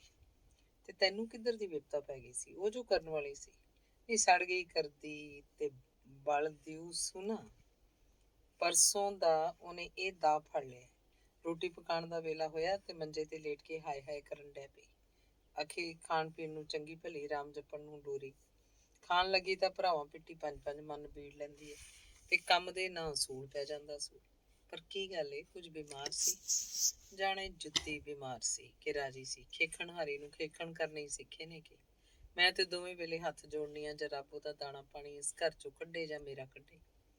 ਸੁਭੱਦਰਾ ਦੇ ਦਿਲ 'ਚ ਸ਼ਕੁੰਤਲਾ ਨਾਲ ਚਰੂਕਣੀ ਖੁੰਸ ਸੀ। ਅੱਜ ਉਸ ਲਈ ਬਦਲਾ ਲੈਣ ਦਾ ਸੁਨਹਿਰੀ ਮੌਕਾ ਸੀ। ਉਹ ਜ਼ਰਾ ਮੂੰਹ ਬਣਾ ਕੇ ਬੋਲੀ, ਅੜੀ ਇਹ ਤੇ ਬੜੀ ਮਾੜੀ ਗੱਲ ਏ, ਅਜੇ ਹੁਣੇ ਇਹਨਾਂ ਗੱਲਾਂ ਤੇ ਆ ਗਈ ਏ ਤੇ ਅੱਗੋਂ ਕੀ ਬਣੇਗਾ? ਕੱਲ ਖਲੋਤਰ ਨੂੰ ਜੇ ਰੱਬ ਨੇ ਤੈਨੂੰ ਇੱਕ ਕੋਈ ਦਿਨ ਦਿੱਤਾ ਤਾਂ ਘਰ 'ਚ ਮੁੰਡਾ ਕੁੜੀ ਵੇਖ ਕੇ ਕੀਕਣਾ ਰਾਸਤੀ ਰਹੇਗੀ। ਨਹੀਂ ਮੈਂ ਵੀ ਤਾਂ ਇਹੋ ਰੋਣੇ ਰੋਨੀ ਆ ਨਾ। ਮੈਂ ਕਹਿੰਨੀ ਆ ਇਹ ਤੇ ਸੜ ਕੇ ਮਰ ਜਾਏਗੀ। ਉਸ ਰੁੜ ਜਾਣੇ ਨੂੰ ਵੀ ਬਥੇਰਾ ਪਿੱਟ ਥੱਕੀ ਆ ਜੋ ਇਸ ਕਲੇਜਾ ਕੱਢਣੀ ਲੈਣ ਨੂੰ ਮੇਰੀਆਂ ਅੱਖਾਂ ਅੱਗੋਂ ਦੂਰ ਕਰੇ। ਪਰ ਭੈਣ ਉਹ ਤੇ ਕੰਨਾਂ ਤੇ ਠੀਕਰੀਆਂ ਬੰਨੀ ਬੈਠਾ ਹੈ। ਦੱਸ ਫੇਰ ਮੈਂ ਕਿਹੜੇ ਖੂਹ 'ਚ ਡੁੱਬ ਮਾਰਾਂ? ਤੇ ਉਹ ਦੁਪੱਟੇ ਦੀ ਕੰਨੀ ਨਾਲ ਅੱਖਾਂ ਪੂੰਝ ਕੇ ਡਸਕੋਰੇ ਭਰਨ ਲੱਗ ਪਈ। ਸਪੁੱਦਰਾ ਨੇ ਉਹਨੂੰ ਜੱਫੀ 'ਚ ਲੈ ਕੇ ਕਿਹਾ, ਤੇ ਤੂੰ ਕਿਉਂ ਰੋਵੇਂ ਸੁੱਖੀ ਸੰਦੀ? ਤੂੰ ਮੈਨੂੰ ਪਹਿਲਾਂ ਦੱਸਦੀ ਹੋ ਤਾਂ ਮੈਂ ਹੁਣ ਤੋੜੀ ਤੈਨੂੰ ਇਸ ਹਾਲਤ ਨੂੰ ਪਹੁੰਚਣੀ ਕਿਉਂ ਦਿੰਦੀ। ਪਰ ਹੁਣ ਵੀ ਡੁੱਲੇ ਬੇਰਾਂ ਦਾ ਕੀ ਵਿਗੜਿਆ? ਚੁੱਪ ਕਰ ਬੀਬੀ ਭੈਣ, ਮੈਂ ਦਿਨਾਂ 'ਚ ਹੀ ਸਭ ਕੁਝ ਠੀਕ ਕਰ ਦਿਆਂਗੀ। ਦਲੀਪ ਕੌਰ ਜ਼ਰਾ ਹੋਰ ਜ਼ੋਰ ਦੀਆਂ ਸਿਸਕੀਆਂ ਭਰਦੀ ਬੋਲੀ, ਭੈਣ ਮੈਂ ਡਾਢੀ ਦੁਖੀ ਹੋ ਗਈ ਹਾਂ। ਮੈਂ ਤੇ ਕਹਿੰਦੀ ਹਾਂ ਰੱਬ ਕਰਕੇ ਕਿਸੇ ਦੀ ਆਈ ਮੈਨੂੰ ਪੈ ਜਾਏ। ਨਹੀਂ ਛੱਡ ਵੀ ਪਰਾਂ, ਤੇ ਤੂੰ ਤੇ ਬਾਲਾਂ ਨਾਲੋਂ ਵੀ ਵੱਧ ਗਈ ਹੈ। ਮੰਨੀ ਦੇ ਭਾਈਏ ਨੂੰ ਐਸੇ ਤਰੀਕੇ ਆਉਂਦੇ ਨੇ, ਜੇ ਤੂੰ ਕਹੇ ਤਾਂ ਤੈਨੂੰ ਹੱਥਾਂ ਤੇ ਸਰੋਂ ਜਮਾ ਕੇ ਦੱਸ ਦੇ। ਚੁੱਪ ਕਰ, ਅੱਜ ਮੈਂ ਪੁੱਛ ਕੇ ਤੈਨੂੰ ਦੱਸਾਂਗੀ। ਲੈਖਾਂ ਇਹ ਤੇ ਗੱਲ ਹੀ ਕੁਝ ਨਹੀਂ, ਤੂੰ ਤੇ ਐਵੇਂ ਹੀ ਖਪਣ ਡਈ ਹੋਈ ਹੈ। ਦਲੀਪ ਕੌਰ ਦੇ ਦਿਲ ਨੂੰ ਬਹੁਤ ਕੁਝ ਧੀਰਜ ਹੋ ਗਿਆ। ਉਧਰ ਹੇਮਰਾਜ ਵੀ ਸੁੱਤਾ ਸੁੱਤਾ ਸਭ ਕੁਝ ਸੁਣ ਰਿਹਾ ਸੀ। ਉਹ ਅੱਗੇ ਹੀ ਇਹੋ ਜਿਹੇ ਮੌਕਿਆਂ ਦੀ ਭਾਲ 'ਚ ਰਹਿੰਦਾ ਸੀ, ਪਰ ਇਹ ਤਾਂ ਉਹਨੂੰ ਫਸਿਆ ਫਸਾਇਆ ਸ਼ਿਕਾਰ ਮਿਲ ਗਿਆ। ਇਸ ਵੇਲੇ ਦਲੀਪ ਕੌਰ ਨੂੰ ਹੇਠੋਂ ਕਿਸੇ ਨੇ ਆਵਾਜ਼ ਦਿੱਤੀ। ਉਹਨੇ ਬਾਰੀ 'ਚੋਂ ਤੱਕਿਆ, ਇਹ ਉਹਦਾ ਪਤੀ ਸੀ। ਜਿਹਾ ਸਨਿਚਰਵਾਰ ਹੋਣ ਕਰਕੇ ਅੱਜ 2 ਵਜੇ ਹੀ ਦਫ਼ਤਰੋਂ ਆ ਗਿਆ ਸੀ। ਦਲੀਪ ਕੌਰ ਚਲੋ ਆਉਂਦੀ ਆ ਕਹਿ ਕੇ ਫਿਰ ਸੁਭੱਦਰਾ ਨਾਲ ਗੱਲੀਂ ਜੁੱਟ ਗਈ। ਗੱਲਾਂ ਕਰਦਿਆਂ ਕਰਦਿਆਂ ਜਦ ਚੋਖਾ ਚਿਰ ਬੀਤ ਗਿਆ ਤਾਂ ਹੇਠੋਂ ਫਿਰ ਜੋਗਿੰਦਰ ਸਿੰਘ ਨੇ ਆਵਾਜ਼ ਦਿੱਤੀ, ਆ ਵੀ ਹੁਣ? ਦਲੀਪ ਕੌਰ ਜਾਣ-ਬੁੱਝ ਕੇ ਕੰਨਾਂ ਘੇਸੀ ਮਾਰੀ ਗਈ। ਸੁਭੱਦਰਾ ਨੇ ਕਿਹਾ, ਨਹੀਂ ਗੱਭਰੂ ਆਵਾਜ਼ਾਂ ਪਿਆ ਮਾਰਦਾ ਈ, ਜਵਾਬ ਤਾਂ ਦੇ ਸੂ। ਦਲੀਪ ਕੌਰ ਨੇ ਬੇਪਰਵਾਹੀ ਨਾਲ ਕਿਹਾ, ਨਹੀਂ ਛੱਡ ਸੂ ਪਰੇ, ਉਹਨੂੰ ਤੇ ਕੰਨ ਖਾਣ ਦੀ ਵਾਦੀ ਪਈ ਹੋਈ ਹੈ। ਆ ਗਿਆ ਅੱਜ ਇਸ ਵਕਤ ਹੀ ਕਹਿ ਕਹਿ ਕਰਦਾ। ਹੇਮਰਾਜ ਨੇ ਵੇਖਿਆ ਕਿ ਇਹ ਤਾਂ ਆਪਣੀ ਘੜੇ ਦੀ ਮੱਛੀ ਹੈ। ਅੰਬ ਜਦ ਤੱਕ ਉੱਚੀ ਟਾਹਣੀ ਨਾਲ ਹੁੰਦਾ ਤਦ ਤੱਕ ਕਿਸੇ ਰਾਹੀ ਦਾ ਉਹਨੂੰ ਤੋੜਨ ਦਾ ਹੌਸਲਾ ਨਹੀਂ ਪੈਂਦਾ। ਕੇਵਲ ਰਾਖੇ ਦੇ ਡਰ ਕਰਕੇ ਹੀ ਨਹੀਂ, ਬਲਕਿ ਇਸ ਲਈ ਵੀ ਕਿ ਉੱਥੋਂ ਤੱਕ ਉਹਦੀ ਪਹੁੰਚ ਹੀ ਕਠਿਨ ਹੁੰਦੀ ਹੈ। ਪਰ ਜਦ ਰਾਹੀ ਵੇਖਦਾ ਹੈ ਕਿ ਉਹੀ ਅੰਬ ਟਹਿਣੀ ਨਾਲੋਂ ਟੁੱਟ ਕੇ ਉਹਦੇ ਪੈਰਾਂ ਕੋਲ ਪਿਆ ਤਾਂ ਇਸ ਸੂਰਤ ਵਿੱਚ ਜੇ ਉਹਦਾ ਦਿਲ ਲਲਚਾ ਜਾਏ ਤਾਂ ਕੋਈ ਅਚੰਭੇ ਦੀ ਗੱਲ ਨਹੀਂ। ਹੇਮਰਾਜ ਦੀ ਦਲੇਰੀ ਵੱਧ ਗਈ। ਉਹਦੇ ਚੰਚਲ ਮਨ ਨੂੰ ਇੱਕ ਨਵਾਂ ਰਾਹ ਦਿਸਿਆ ਤੇ ਦਿਲ ਵਿੱਚ ਇੱਕ ਲਹਿਰ ਉੱਠ ਖੜੀ ਹੋਈ। ਉਹ ਉੱਠ ਬੈਠਾ ਝੱਟ ਹੀ ਦਲੀਪ ਕੌਰ ਉੱਠ ਕੇ ਘਰ ਵੱਲ ਤੁਰ ਪਈ। ਜਾਂਦੀ ਹੋਈ ਸੁਭੱਦਰਾ ਨੂੰ ਕਹਿ ਗਈ, ਮੇਰੇ ਕੰਮ ਦਾ ਚੇਤਾ ਹੀ ਨਾ। ਉਹਨੇ ਕਿਹਾ, ਤੂੰ ਕੋਈ ਫਿਕਰ ਨਾ ਕਰ, ਮੈਂ ਹੁਣੇ ਸਾਰੀ ਗੱਲ ਕਰਾਂਗੀ। ਜੋਗਿੰਦਰ ਸਿੰਘ ਘਰ ਬੈਠਾ ਦਲੀਪ ਕੌਰ ਦਾ ਰਾਹ ਤੱਕ ਰਿਹਾ ਸੀ। ਕਦੇ ਕਦੇ ਉਹ ਗੁੱਸੇ ਨਾਲ ਤਿਲ ਮਿਲਾ ਉੱਠਦਾ ਤੇ ਸੋਚਦਾ, ਇਹਨੂੰ ਮੇਰੇ ਆਖੇ ਵੇਖੇ ਦੀ ਪਰਵਾਹੀ ਕੋਈ ਨਹੀਂ ਰਹੀ। ਮੈਂ ਇਹਨੂੰ ਬਹੁਤ ਸਿਰੇ ਚੜਾ ਲਿਆ। ਜੇ ਹੁਣ ਵੀ ਇਹਨੂੰ ਰਾਹ ਤੇ ਨਾ ਲਿਆਂਦਾ ਤਾਂ ਫਿਰ ਇਹਦਾ ਕਾਬੂ ਆਉਣਾ ਔਖਾ ਹੋ ਜਾਏਗਾ। ਅੱਜ ਆਏਗੀ ਤਾਂ ਜ਼ਰਾ ਚੰਗੀ ਤਰ੍ਹਾਂ ਖਬਰ ਲਵਾਂਗਾ। ਇਸ ਵੇਲੇ ਹਰਨੀ ਵਾਂਗ ਟਪੋਸੀਆਂ ਮਾਰਦੀ ਤੇ ਮੋਢੇ ਹਿਲਾਉਂਦੀ ਹੋਈ ਦਲੀਪ ਕੌਰ ਉਹਦੇ ਸਾਹਮਣੇ ਆਈ ਤੇ ਆਉਂਦੀ ਹੀ ਬੋਲੀ, ਅੱਜ ਸਵੇਰੇ ਹੀ ਆ ਗਏ ਹੋ। ਵਹੁਟੀ ਦੀ ਇੱਕੋ ਮੁਸਕਰਾਹਟ ਤੇ ਦੋ ਤਿੰਨਾਂ ਮਟਕ ਹੁਲਾਰਿਆਂ ਦੇ ਸਾਹਮਣੇ ਜੋਗਿੰਦਰ ਸਿੰਘ ਦਾ ਗੁੱਸਾ ਇਉਂ ਉੱਡ ਗਿਆ ਜਿਕਣ ਹਵਾ ਆਉਣ ਨਾਲ ਮੱਛਰ ਉੱਡ ਜਾਂਦੇ ਆ। ਉਹ ਤਾੜਨਾ ਭਰੇ ਪਿਆਰ ਨਾਲ ਬੋਲਿਆ, ਤੇ ਉੱਥੇ ਹੀ ਘਰ ਪਾ ਬਹਿਣਾ ਸੀ। ਆਵਾਜ਼ਾਂ ਮਾਰ ਮਾਰ ਕੇ ਸੰਗ ਵੀ ਥੱਕ ਗਿਆ। ਤੇ ਮੈਂ ਕਿਹਾ ਜੋ ਸੀ ਆਉਣੀ ਆ। ਉਹ ਤਾਂ ਤੂੰ ਪਹਿਲੀ ਵਾਰੀ ਕਿਹਾ ਸੀ, ਦੂਜੀ ਵਾਰੀ ਫੇਰ ਜਾ ਕੇ ਮੈਂ ਖੌਰੇ 50 ਆਵਾਜ਼ਾਂ ਮਾਰੀਆਂ ਹੋਣੀਆਂ ਨੇ। ਉਦੋਂ ਧੁਰ ਉੱਤਰਲੀ ਛੱਤੇ ਜਾ ਕੇ ਸੁਭੱਦਰਾ ਨਾਲ ਤਾਸ਼ ਵੀ ਖੇਡਦੀ ਸਾਂ। ਭਲਾ ਉੱਥੇ ਏਡੀ ਦੂਰ ਆਵਾਜ਼ ਕਿੱਕਣ ਪਹੁੰਚਣੀ ਸੀ। ਜੋਗਿੰਦਰ ਸਿੰਘ ਨਿਰੁੱਤਰ ਹੋ ਗਿਆ। ਅੰਗ 9। ਹੇਮਰਾਜ ਨੇ ਸੁਭੱਦਰਾ ਨੂੰ ਪੁੱਛਿਆ, ਕੀ ਕਹਿੰਦੀ ਸੀ? ਮੇਰੇ ਕੰਮ ਦਾ ਚੇਤਾ ਰੱਖੀ। ਸੁਭੱਦਰਾ ਨੇ ਕਿਹਾ, ਕੰਮ ਕਹਿੰਦੀ ਸੀ ਸੁਆਹ ਤੇ ਮਿੱਟੀ। ਕਹਿੰਦੀ ਸੀ ਕਿ ਕਿਸੇ ਤਰ੍ਹਾਂ ਮੇਰੀ ਸੌਂਕਣ ਲਾਂਭੇ ਹੋ ਜਾਏ। ਤੇ ਤੂੰ ਫੇਰ ਕੀ ਕਿਹਾ? ਮੈਂ ਕਿਹਾ ਸੀ ਪੁੱਛ ਕੇ ਦੱਸਾਂਗੀ। ਹੇਮਰਾਜ ਥੋੜਾ ਚਿਰ ਸੋਚ ਕੇ ਬੋਲਿਆ, ਮੈਂ ਤੈਨੂੰ ਇਹਦਾ ਇਲਾਜ ਦੱਸਾਂ? ਦੱਸੋ। ਇਸ ਤੋਂ ਬਾਅਦ ਉਸ ਸੁਭੱਦਰਾ ਦੇ ਕੰਨ ਨਾਲ ਮੂੰਹ ਲਾ ਕੇ ਚੋਖਾ ਚਿਰ ਉਹਨੂੰ ਕੁਝ ਕਹਿੰਦਾ ਰਿਹਾ। ਫਿਰ ਦੋਵਾਂ ਨੇ ਖੁਸ਼ੀ ਦਾ ਇੱਕ ਕਹਿ ਕਹਾ ਮਾਰਿਆ ਤੇ ਉਸ ਤੋਂ ਕੁਝ ਚਿਰ ਬਾਅਦ ਸੁਭੱਦਰਾ ਉੱਠ ਕੇ ਦਲੀਪ ਕੌਰ ਦੇ ਘਰ ਵੱਲ ਤੁਰ ਪਈ। ਉਹਦੇ ਘਰ ਜਾ ਕੇ ਆਵਾਜ਼ ਦੇ ਕੇ ਉਹਨੇ ਦਲੀਪ ਕੌਰ ਨੂੰ ਹੇਠਾਂ ਹੀ ਸੱਦ ਲਿਆ ਤੇ ਅੱਧਾ ਕੁ ਘੰਟਾ ਡਿਊਟੀ 'ਚ ਖਲੋ ਕੇ ਦੋਵੇਂ ਕੁਸਰ ਮੁਸਰ ਕਰਦੀਆਂ ਰਹੀਆਂ। ਸੁਭੱਦਰਾ ਜਾਂਦਿਆਂ ਹੋਇਆਂ ਦਲੀਪ ਕੌਰ ਦੀ ਮੁੱਠ 'ਚ ਕੋਈ ਚੀਜ਼ ਦੇ ਕੇ ਕਹਿਣ ਲੱਗੀ, ਤੈਨੂੰ ਪਤਾ ਵੇ ਨਾ ਉਹ ਕੱਲ ਜ਼ਰੂਰ ਜਾਏਗੀ। ਦਲੀਪ ਕੌਰ ਨੇ ਜੋਸ਼ ਨਾਲ ਕਿਹਾ, ਆਹੋ ਹਰ ਐਤਵਾਰ ਨੂੰ ਜਾਂਦੀ ਹੁੰਦੀ ਹੈ। ਚੰਗਾ ਫਿਰ ਖਿਆਲ ਰੱਖੀ ਸਾਰੀ ਗੱਲ ਦਾ। ਕਹਿ ਕੇ ਸੁਭੱਦਰਾ ਛੇਤੀ ਛੇਤੀ ਉੱਥੋਂ ਚਲੀ ਗਈ। ਅੰਗ 10ਵਾਂ। ਸੁਣੀ ਜੀ ਹੋਰ ਗੱਲ? ਕੀ? ਆਪਣੀ ਵਹੁਟੀ ਰਾਣੀ ਦੀ ਕਰਤੂਤ? ਕੀ ਕਰਤੂਤ? ਮੈਂ ਤੇ ਕੋਈ ਨਹੀਂ ਸੁਣੀ। ਆਹੋ ਜੀ, ਤੁਸੀਂ ਕਾਹਨੂੰ ਸੁਣਨੀ ਹੋਈ? ਉਦੋਂ ਪਤਾ ਲੱਗੇਗਾ ਜਦੋਂ ਉੱਲੂ ਬਾਟਾ ਬਣਾ ਕੇ ਮੰਜੇ ਤੇ ਪਾ ਦੇਗੀ। ਉਹ ਬੀਬੀ ਰਾਣੀ ਤੇ ਸਾਰੇ ਸ਼ਹਿਰ ਦੇ ਟੂਣੇ ਤਵੀਤ ਵੀ ਹਾਜਦੀ ਤੇ ਮਸਾਨ ਛਾਣਦੀ ਫਿਰਦੀ ਏ ਤੇ ਤੁਸੀਂ ਕਹਿੰਦੇ ਹੋ ਸਾਨੂੰ ਪਤਾ ਹੀ ਕੋਈ ਨਹੀਂ। ਜੋਗਿੰਦਰ ਸਿੰਘ ਦਾ ਸ਼ਕੁੰਤਲਾ ਵੱਲੋਂ ਭਾਵੇਂ ਦਿਲ ਫਿਰ ਚੁੱਕਾ ਸੀ, ਉਸ ਨਾਲ ਬੋਲਦਾ ਚਾਲਦਾ ਵੀ ਘੱਟ ਵੱਧ ਹੀ ਸੀ, ਪਰ ਉਹਦੇ ਸਬੰਧ 'ਚ ਅਜਿਹੀ ਗੱਲ ਕਦੇ ਉਹਨੂੰ ਰੱਬ ਆ ਕੇ ਕਹਿੰਦਾ ਤਾਂ ਵੀ ਉਹ ਇਤਬਾਰ ਨਾ ਕਰਦਾ। ਉਹਨੂੰ ਹਾਸਾ ਆ ਗਿਆ ਤੇ ਮਖੌਲ ਨਾਲ ਬੋਲਿਆ, ਪਾਗਲ ਕਿਸੇ ਥਾਂ ਦੀ, ਇਹ ਤੈਨੂੰ ਕਿਹਨੇ ਵਹਿਮ ਪਾਇਆ? ਸ਼ਕੁੰਤਲਾ ਤੋਂ ਅਜਿਹੀ ਗੱਲ ਦੀ ਕਦੀ ਆਸ ਨਹੀਂ ਹੋ ਸਕਦੀ। ਪਤੀ ਦਾ ਇਹ ਵਿਅੰਗ ਭਾਵ ਵੇਖ ਕੇ ਦਲੀਪ ਕੌਰ ਦੇ ਤਨ ਮਨ ਨੂੰ ਅੱਗ ਲੱਗ ਉੱਠੀ। ਪਰ ਇਹ ਸੋਚ ਕੇ ਕਿ ਕੰਮ ਖਿਸਕ ਨਾ ਜਾਏ, ਉਹ ਗੰਭੀਰਤਾ ਨਾਲ ਬੋਲੀ, ਚੰਗਾ ਫਿਰ ਸਾਨੂੰ ਕੀ, ਆਪੇ ਨਸੀਬਾਂ ਦਾ ਪੀਠਾ ਬੈਠ ਛਾਣੋਗੇ। ਮੈਂ ਤੁਹਾਨੂੰ ਦੱਸਣਾ ਸੀ ਦੱਸਦਾ। ਮੇਰੀ ਗੱਲ ਦਾ ਤਾਂ ਤੁਹਾਨੂੰ ਨਾ ਕਦੇ ਇਤਬਾਰ ਆਇਆ ਤੇ ਨਾ ਆਉਣਾ। ਜੋਗਿੰਦਰ ਸਿੰਘ ਭਾਵੇਂ ਸਾਰਾ ਦਲੀਪ ਕੌਰ ਦਾ ਵਹਿਮ ਸਮਝਦਾ ਸੀ, ਪਰ ਇਹ ਖਿਆਲ ਕਰਨ ਦੀ ਉਸ 'ਚ ਹਿੰਮਤ ਨਹੀਂ ਸੀ ਕਿ ਦਲੀਪ ਕੌਰ ਛਲ ਕਰ ਰਹੀ ਹੈ। ਉਹ ਚਾਹੁੰਦਾ ਸੀ ਕਿ ਵਹੁਟੀ ਦਾ ਇਹ ਵਹਿਮ ਕਿਸੇ ਤਰ੍ਹਾਂ ਉਹਦੇ ਦਿਲ 'ਚੋਂ ਕੱਢ ਦਿਆਂ। ਉਹਨੇ ਕਿਹਾ, ਪਰ ਤੈਨੂੰ ਇਸ ਗੱਲ ਦਾ ਕੀਕਣ ਪਤਾ ਲੱਗਾ? ਕੀਕਣ ਪਤਾ ਲੱਗਾ? ਅੱਖੀਂ ਡਿੱਠੇ ਤੇ ਕੰਨੀ ਸੁਣੇ ਦਾ ਫਰਕ ਹੁੰਦਾ ਹੈ। ਮੇਰੀ ਸਾੜੀ ਦੀ ਪਿੰਨ ਗੁਆਚ ਗਈ ਸੀ, ਲੱਭਦੀ ਮੈਂ ਹੇਠਾਂ ਚਲੀ ਗਈ। ਜਦ ਮੈਂ ਰਸੋਈ ਵੱਲੋਂ ਲੰਘੀ ਤਾਂ ਅੰਦਰੋਂ ਗੱਲਾਂ ਦੀ ਆਵਾਜ਼ ਵੀ ਆਉਂਦੀ ਸੀ। ਉਹ ਆਪਣੀ ਇੱਕ ਸਹੇਲੀ ਜਿੰਦੋ ਨਾਲ ਗੱਲਾਂ ਵੀ ਕਰਦੀ ਸੀ। ਸਹੇਲੀ ਉਹਨੂੰ ਕਹਿਣ ਡਈ ਸੀ, ਕੱਲ ਮੈਂ ਤੈਨੂੰ ਇੱਕ ਫਕੀਰ ਕੋਲ ਲੈ ਚੱਲਾਂਗੀ, ਉਹ ਤੈਨੂੰ ਮਸਾਣਾ ਦੀ ਵਿਭੂਤੀ ਦੇ ਤੇ ਤਵੀਤ ਦੇਗਾ। ਬਸ ਇਹ ਦੋ ਚੀਜ਼ਾਂ ਇੱਕ ਵਾਰੀ ਤੇਰੇ ਗੱਭਰੂ ਦੇ ਸਿਰ ਨਾਲ ਛੋਹਣ ਦੀ ਢਿੱਲ, ਫਿਰ ਵੇਖੀ ਉਹ ਦਲੀਪ ਕੌਰ ਤੋਂ 12 ਕੋਹ ਨੱਸੇਗਾ ਤੇ ਤੇਰਾ ਹੱਥ ਬੱਧੀ ਗੁਲਾਮ ਬਣ ਜਾਏਗਾ। ਜੋਗਿੰਦਰ ਸਿੰਘ ਗੱਲ ਸੁਣ ਕੇ ਭੱਬੜ ਭੂਸਿਆ 'ਚ ਪੈ ਗਿਆ। ਥੋੜਾ ਚਿਰ ਕੁਝ ਸੋਚ ਕੇ ਉਹਨੇ ਕਿਹਾ, ਫਿਰ ਸ਼ਕੁੰਤਲਾ ਨੇ ਕੀ ਕਿਹਾ ਸੀ? ਕਿਹਾ ਕੀ ਸੀ? ਉਹਨੂੰ ਗੱਲ ਸੁਣ ਕੇ ਲਾਲੀਆਂ ਛੱਡ ਗਈਆਂ। ਉਹ ਕਹਿਣ ਲੱਗੀ ਹੁਣੇ ਹੀ ਚੱਲ, ਪਰ ਜਿੰਦੋ ਆਖਣ ਲੱਗੀ ਅੱਜ ਨਹੀਂ ਕੱਲ ਚੱਲਾਂਗੀਆਂ, ਨਾਲੇ ਕੱਲ ਐਤਵਾਰ ਚੰਗਾ ਦਿਨ ਹੈ। ਜੋਗਿੰਦਰ ਸਿੰਘ ਨੂੰ ਸ਼ਕੁੰਤਲਾ ਦੇ ਸ਼ੱਕ ਹੋਇਆ ਕਿ ਨਹੀਂ, ਇਸ ਬਾਬਤ ਤਾਂ ਕੁਝ ਨਹੀਂ ਕਿਹਾ ਜਾ ਸਕਦਾ, ਪਰ ਉਹਦੀ ਇਹ ਮਰਜ਼ੀ ਜ਼ਰੂਰ ਹੋ ਗਈ ਕਿ ਇਸ ਗੱਲ ਦੀ ਪੜਤਾਲ ਕਰਨੀ ਚਾਹੀਦੀ। ਉਹਨੇ ਫਿਰ ਪੁੱਛਿਆ, ਕੱਲ ਕਿਸ ਵੇਲੇ ਜਾਣ ਦੀ ਪੱਕੀ ਹੋਈ ਸੀ? ਲੋਡੇ ਵੇਲੇ 4 ਵਜੇ। ਜੋਗਿੰਦਰ ਸਿੰਘ ਨੇ ਸਾਰੀ ਰਾਤ ਬੇਆਰਾਮੀ 'ਚ ਕੱਟੀ ਤੇ ਤਰ੍ਹਾਂ ਤਰ੍ਹਾਂ ਦੇ ਖਿਆਲਾਂ 'ਚ ਘਿਰਿਆ ਰਿਹਾ। ਦੂਜੇ ਦਿਨ ਐਤਵਾਰ ਸੀ। ਜੋਗਿੰਦਰ ਸਿੰਘ ਨੂੰ ਵੀ ਵਿਹਲ ਸੀ। ਸ਼ਾਮ ਦੇ 4 ਵਜੇ ਗਲੀ ਦੀਆਂ ਜਨਾਨੀਆਂ, ਜਿਨ੍ਹਾਂ 'ਚ ਜਿੰਦੋ ਵੀ ਸੀ, ਸ਼ਕੁੰਤਲਾ ਨੂੰ ਸੱਦਣ ਆਈਆਂ। ਸ਼ਕੁੰਤਲਾ ਇਸ ਵੇਲੇ ਡਿਓਢੀ ਦੇ ਨਾਲ ਵਾਲੀ ਕੋਠੜੀ 'ਚ ਮੰਜੇ ਤੇ ਲੰਮੀ ਪਈ ਸੀ। ਉਹਦਾ ਸਰੀਰ ਤਕੜਾ ਨਹੀਂ ਸੀ, ਪਰ ਸਹੇਲੀਆਂ ਨੇ ਉਹਨੂੰ ਢਿੰਗੋ ਜੋਰੀ ਉਠਾ ਕੇ ਨਾਲ ਲੈ ਹੀ ਲਿਆ। ਉਹਨੇ ਵੀ ਸੋਚਿਆ ਇਸਤਰੀ ਸਤਸੰਗ 'ਚ ਜਾ ਕੇ ਜ਼ਰਾ ਦਿਲ ਹੋਰ ਥੇ ਪਏਗਾ।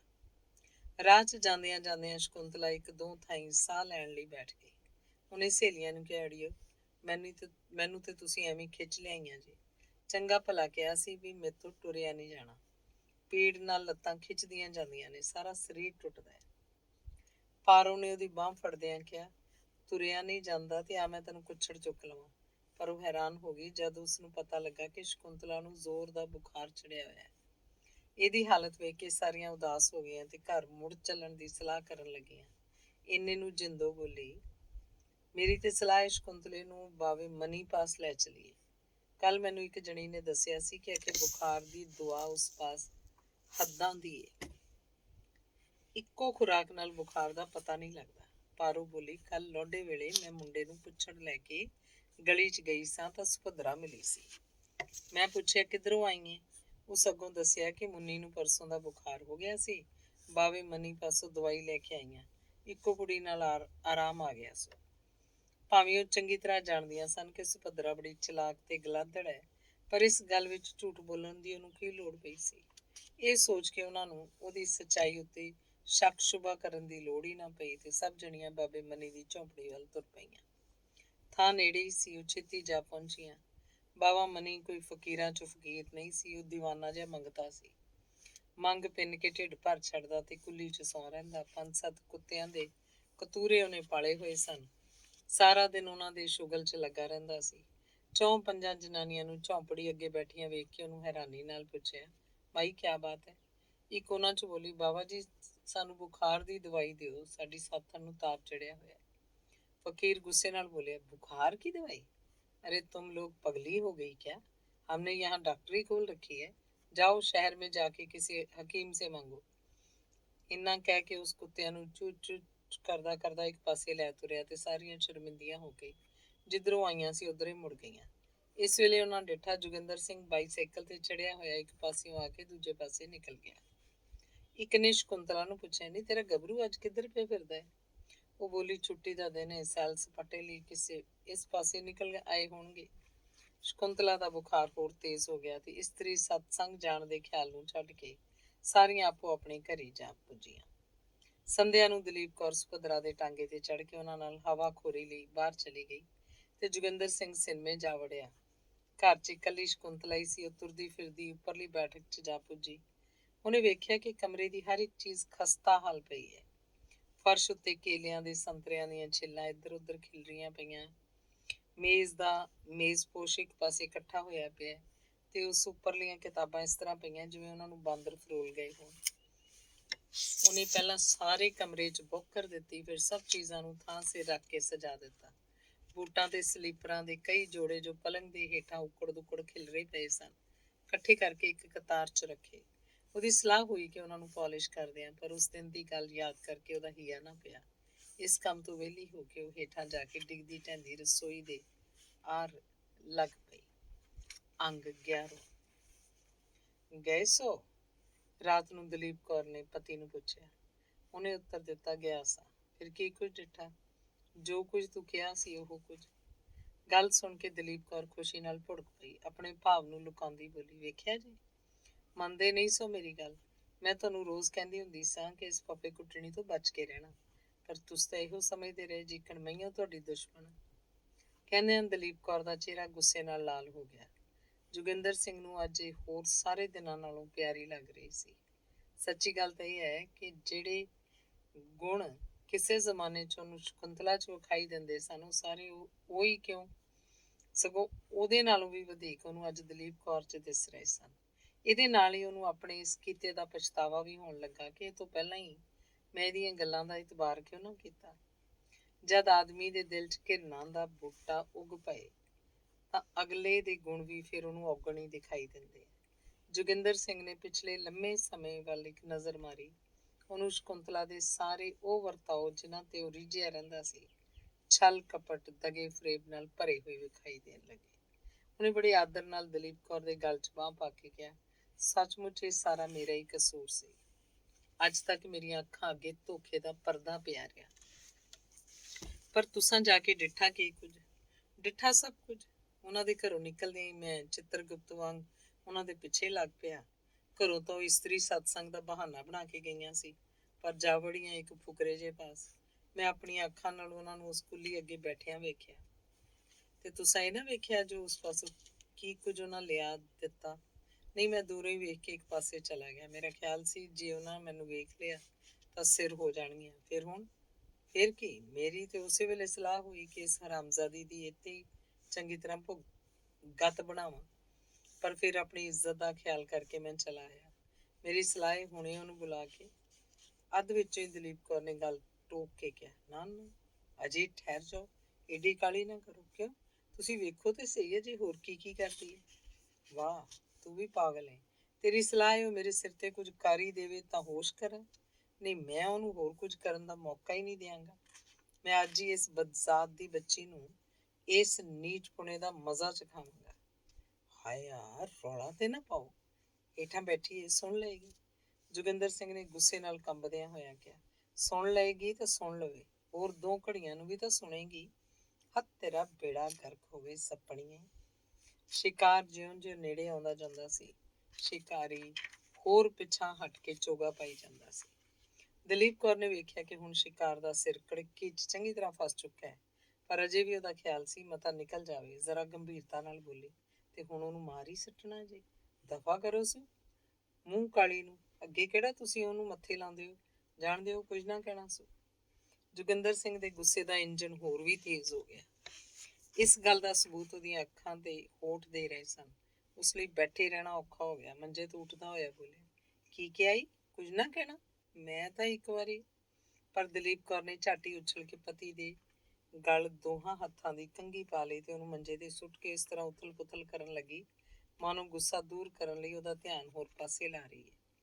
ਜੋਗਿੰਦਰ ਸਿੰਘ ਆਪਣੇ ਆਪ ਨੂੰ ਉਸ ਪਾਸੋਂ ਛੁਡਾਉਣ ਲਈ ਝਪਟਦਾ ਰਿਹਾ ਤੇ ਉਹਨੂੰ ਝੰਜੋੜਦੀ ਹੋਈ ਕਦੀ ਮੰਜੇ ਇੱਕ ਪਾਸੇ ਰੇੜ ਲੈ ਜਾਂਦੀ, ਕਦੇ ਦੂਜੇ ਪਾਸੇ। ਇਸੇ ਰੱਸਾ ਖਚਾਈ ਵਿੱਚ ਸਿਰਹਾਣਾ ਮੰਜੇ ਹੇਠਾਂ ਡਿੱਗ ਪਿਆ ਤੇ ਜੋਗਿੰਦਰ ਸਿੰਘ ਦੀ ਨਜ਼ਰ ਸਿਰਹਾਂਦੀ ਵਾਲੇ ਹਿੱਸੇ ਤੇ ਪਈ। ਉਹ ਤਰਬਕ ਕੇ ਉੱਠਦਾ ਹੋਇਆ ਬੋਲਿਆ, ਠਹਿਰ ਜਾ, ਠਹਿਰ ਜਾ, ਛੱਡ ਵੀ ਜਰਾ। ਨਹੀਂ, ਇੱਧਰ ਤੇ ਤੱਕ, ਆ ਕੀ ਏ?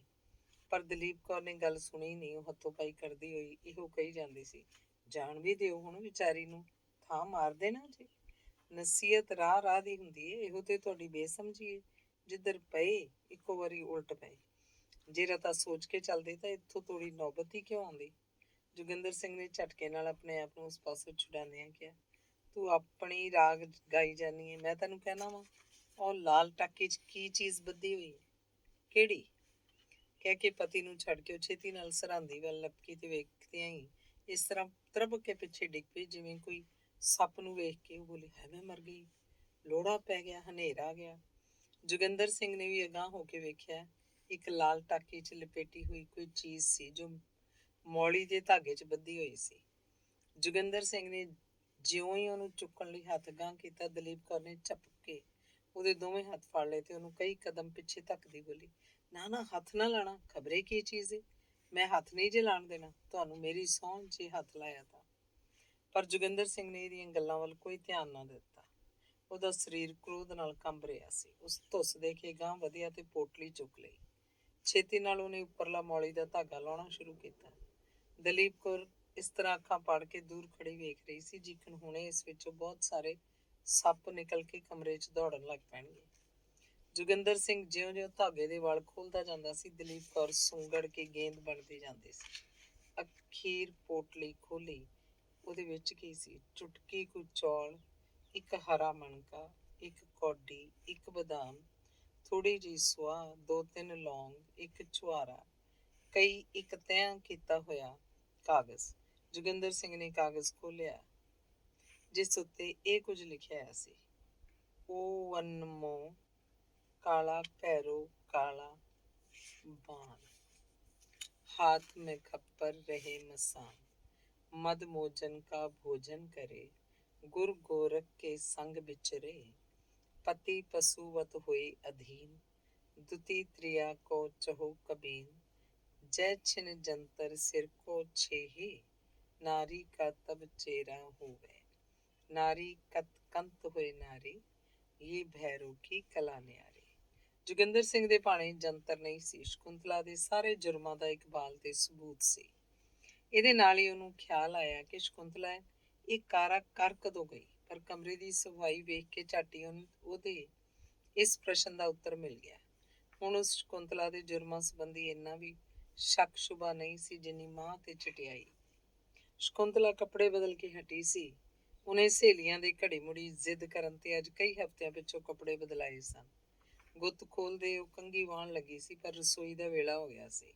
ਉਸੇ ਤਰ੍ਹਾਂ ਵਾਲ ਪਿੱਠ ਤੇ ਸੁੱਟੀ ਉਹ ਚੌਂਕੇ 'ਚ ਆ ਬੈਠੀ ਸੀ।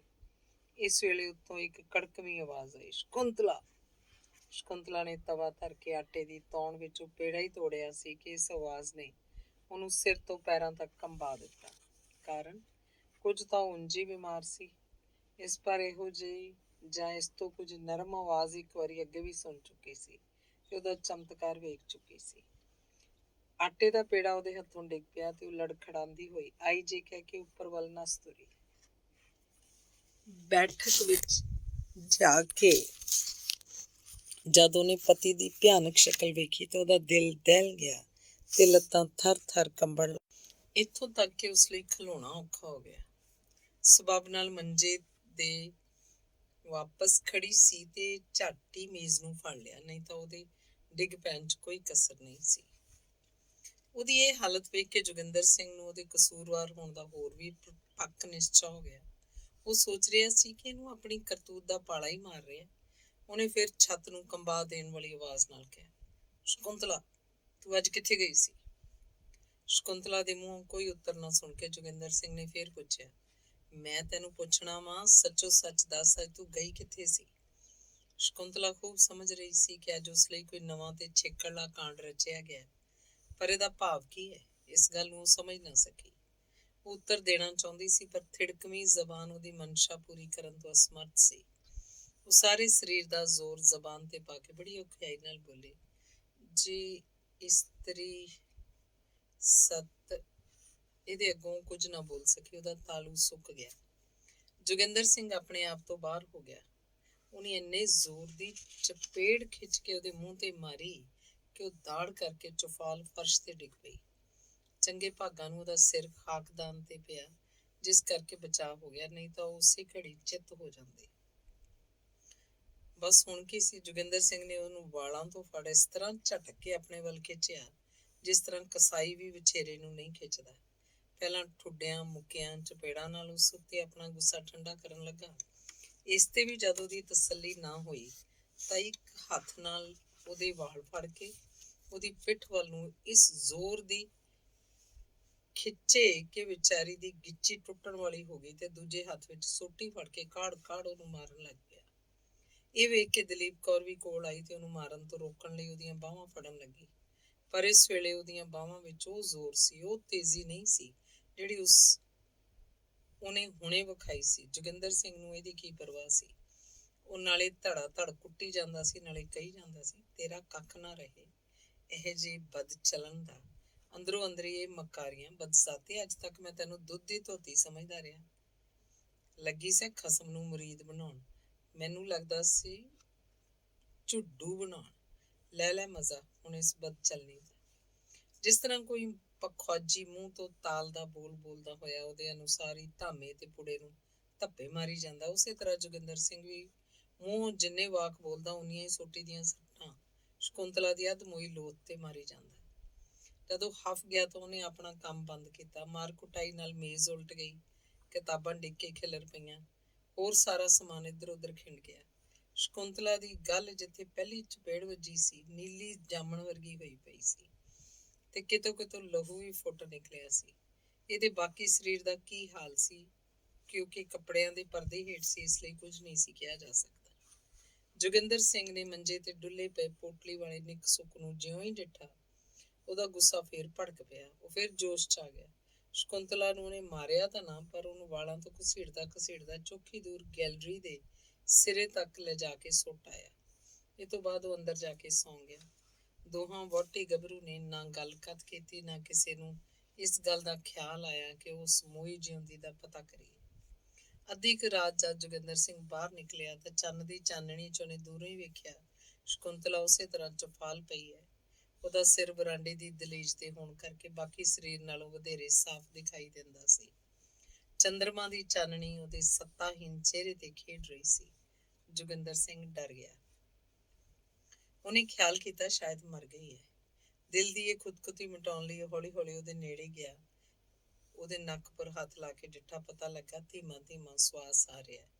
ਉਸ ਤੋਂ ਬਾਅਦ ਉਹਨੂੰ ਰਾਤ ਵਾਲੀ ਘਟਨਾ ਦਾ ਫਿਰ ਚੇਤਾ ਆ ਗਿਆ। ਘਿਰਨਾ ਨਾਲ ਉਹਦੇ ਸਰੀਰ ਪਰ ਥੁੱਕ ਕੇ ਵਾਪਸ ਕਮਰੇ ਵੱਲ ਚਲਾ ਗਿਆ। ਅੰਦਰ ਜਾ ਕੇ ਫਿਰ ਪਿਛਲੀ ਪੈਰੀ ਬਾਹਰ ਆਇਆ। ਉਹਨੇ ਸੋਚਿਆ ਵੱਡੇ ਵੇਲੇ ਤੋੜੀ ਜੇ ਇਸੇ ਤਰ੍ਹਾਂ ਪਈ ਰਹੀ ਤਾਂ ਕੋਈ ਵੇਖ ਕੇ ਕੀ ਕਹੇਗਾ। ਉਹਨੂੰ ਛੇਤੀ ਨਾਲ ਜਾ ਕੇ ਸ਼ਕੁੰਤਲਾ ਨੂੰ ਕਲਾਬ ਵਿੱਚ ਚੁੱਕ ਲਿਆ ਤੇ ਹੇਠਾਂ ਲਿਜਾ ਕੇ ਉਹਨੂੰ ਉਸੇ ਡਿਉਢੀ ਦੇ ਨਾਲ ਵਾਲੀ ਕੋਠੜੀ 'ਚ ਪਾ ਦਿੱਤਾ ਜਿਸ 'ਚ ਉਹ ਸੌਂਦੀ ਹੁੰਦੀ ਸੀ। ਇਹ ਕੰਮ ਕਰਕੇ ਉਹਨੇ ਬੇਫਿਕਰੀ ਦਾ ਸਾਹ ਲਿਆ। ਉਹਨੇ ਸੋਚਿਆ ਚਲੋ ਹੁਣ ਕੋਈ ਡਰ ਨਹੀਂ, ਮਰੇ ਭਾਵੇਂ ਜੀਵੇ। ਬਿਮਾਰ ਤਾਂ ਅੱਗੇ ਹੀ ਰਹਿੰਦੀ ਸੀ। ਉਹ ਜਦ ਉੱਪਰ ਜਾ ਕੇ ਸੌਣ ਲੱਗਾ ਤਾਂ ਉਹਨੂੰ ਇੱਕ ਹੋਰ ਸਿਆਣਪ ਸੁੱਝੀ। ਲਾਲ ਟਾਕੀ ਵਿਚਲੀਆਂ ਚੀਜ਼ਾਂ ਜਿਹੜੀਆਂ ਅਜੇ ਤੱਕ ਖਿਲਰੀਆਂ ਪਈਆਂ ਸਨ, ਉਹਨੇ ਇਕੱਠੀਆਂ ਕਰਕੇ ਉਸੇ ਤਰ੍ਹਾਂ ਉਸ ਮੌਲੀ ਦੇ ਧਾਗੇ ਨਾਲ ਬੰਨ੍ਹ ਕੇ ਉਹ ਪੋਟਲੀ ਅਲਮਾਰੀ ਖੋਲ ਕੇ ਉਹਦੀ ਇੱਕ ਟੀਨ ਦੇ ਡੱਬੇ 'ਚ ਸੁੱਟ ਛੱਡੀ। ਉਹਦਾ ਖਿਆਲ ਹੋਇਆ ਜੇ ਕੱਲ ਕਲੋਤਰ ਨੂੰ ਕੋਈ ਮੈਥੋਂ ਉਹਨੂੰ ਮਾਰਨ ਦਾ ਸਬਬ ਪੁੱਛੇਗਾ ਤਾਂ ਇਹੋ ਬਣਿਆ ਬਣਾਇਆ ਸਬੂਤ ਪੇਸ਼ ਕਰ ਦਿਆਂਗਾ। ਉਹ ਮੰਜੇ ਤੇ ਲੇਟਿਆ ਹੀ ਸੀ ਕਿ ਇੱਕ ਹੋਰ ਖਿਆਲ ਨੇ ਉਹਨੂੰ ਪਰੇਸ਼ਾਨ ਕਰ ਦਿੱਤਾ। ਅਜੇ ਪ੍ਰਭਾਤ ਹੀ ਸੀ, ਦਲੀਪ ਕੌਰ ਸੁੱਤੀ ਸੀ। ਜੋਗਿੰਦਰ ਸਿੰਘ ਉੱਠਿਆ ਤੇ ਕੱਪੜੇ ਪਾ ਕੇ ਬਾਹਰ ਚਲਾ ਗਿਆ। ਬਾਹਰ ਜਾਂਦਿਆਂ ਉਹਨੇ ਹਨੇਰੇ ਵਿੱਚ ਸ਼ਕੁੰਤਲਾ ਦੀ ਕੋਠੜੀ ਵੱਲ ਕੰਨ ਲਾ ਕੇ ਸੁਣਿਆ। ਉਹਨੂੰ ਹੌਲੀ ਹੌਲੀ ਕਰਾਉਣ ਦੀ ਆਵਾਜ਼ ਆਈ ਤੇ ਫਿਰ ਉਹ ਘਰੋਂ ਬਾਹਰ ਨਿਕਲ ਗਿਆ।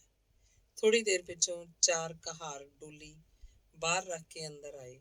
ਜੋਗਿੰਦਰ ਸਿੰਘ ਨੇ ਹਨੇਰੇ 'ਚ ਸ਼ਕੁੰਤਲਾ ਦੀ ਅੱਧਮੋਈ ਲੋਥ ਨੂੰ ਮੰਜੇ ਤੋਂ ਚੁੱਕ ਕੇ ਬਾਹਰ ਲਿਆਂਦਾ ਤੇ ਲਿਆ ਕੇ ਉਹਨੂੰ ਡੋਲੀ 'ਚ ਪਾ ਦਿੱਤਾ। ਸ਼ਕੁੰਤਲਾ ਇਸ ਵੇਲੇ ਬੇਹੋਸ਼ੀ ਦੀ ਹਾਲਤ ਵਿੱਚ ਸੀ। ਕਹਾਰ ਡੋਲੀ ਚੁੱਕ ਕੇ ਹਨੇਰੇ ਹੀ ਸ਼ਹਿਰੋਂ ਬਾਹਰ ਨਿਕਲ ਗਏ ਤੇ ਜੋਗਿੰਦਰ ਸਿੰਘ ਨੇ ਸੁੱਖ ਦਾ ਸਾਹ ਲਿਆ। ਅੰਗ 12ਵਾਂ। ਸ਼ਕੁੰਤਲਾ ਦਾ ਪੇਕਾ ਪਿੰਡ ਇੱਥੋਂ 12 ਕੋਹ ਸੀ। ਰੋਟੀ ਵੇਲੇ ਤੋਂ ਪਹਿਲਾਂ ਹੀ ਕਹਾਰਾਂ ਨੇ ਬੂਹੇ ਅੱਗੇ ਡੋਲੀ ਲਾਈ ਤੇ ਸ਼ਾਮ ਸਿੰਘ ਦਾ ਨਾਂ ਲੈ ਕੇ ਆਵਾਜ਼ਾਂ ਮਾਰੀਆਂ। ਸ਼ਾਮ ਸਿੰਘ ਸ਼ਕੁੰਤਲਾ ਦਾ ਪਿਓ ਸਧਾਰਨ ਜਿਹਾ ਜ਼ਿਮੀਂਦਾਰ ਸੀ। ਇਸ ਵੇਲੇ ਉਹ ਤੇ ਉਹਦਾ ਪੁੱਤਰ ਕਰਮ ਸਿੰਘ ਹਲ ਲੈ ਕੇ ਬਾਹਰ ਪੈਲੀ ਗਏ ਸਨ।